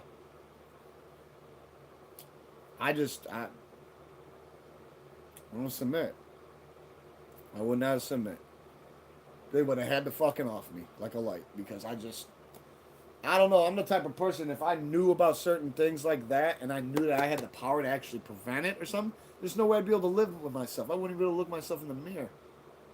I mean, fuck. We've all done some shit that we never wanted to do or never thought would happen. Or if you haven't, then you're fucking lucky, and it eventually will happen. It's part of life. It's part of life. Whether you kill somebody on accident, burn a house down, shoot somebody, cut somebody's legs off, uh, invert them like a piece of sushi, you know, anything. It's about learning from shit's supposed, like I said, we designed this in, but we're supposed to learn for that. It's supposed to be a learning curve. So, when you get all that bullshit, motherfucker, trying to tell you this and that, no, don't fall into it. If you already been through it once, what do you think's going to happen again? It's like punching a wall. I told you, by default, the wall would win. So why would you think next time you go punch the wall, whether it's 2 months from now or 22 years from now, you're going to get a different fucking result? That's insanity. That's insanity. Like I said, you might as well just walk into a fucking jail cell with a gummy bear. The gummy bear's going to win by default. Because no matter what you say or do to him, he ain't going to give a fuck. He ain't going to react. His reaction is going to be giving you the cold shoulder. Yeah, because he's catatonic. He's got selective hearing, he's incoherent, he's got amnesia, and he just don't give a fuck. And, yeah. And if motherfucker acts out, you keep bucking, you might get hit with Thorazine. And they hit you with a double or triple dose, you will go brain dead. That will turn you into a turnip. And Thorazine will put you into a coma. It'll snow your ass out with Ativan or some shit. You don't want none of that shit. But yep, like, comment, subscribe, mod, keep in touch with me through the database.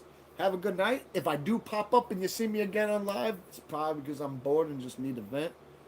I'm going to take care of this little bucket list, see what happens, all right? I'll see you later on today. Happy Saturday morning, everybody. Hope y'all had a good Friday. Saturday's here the weekend. Get it in. Get it in. Don't pretend. Be real. It's the weekend. Later.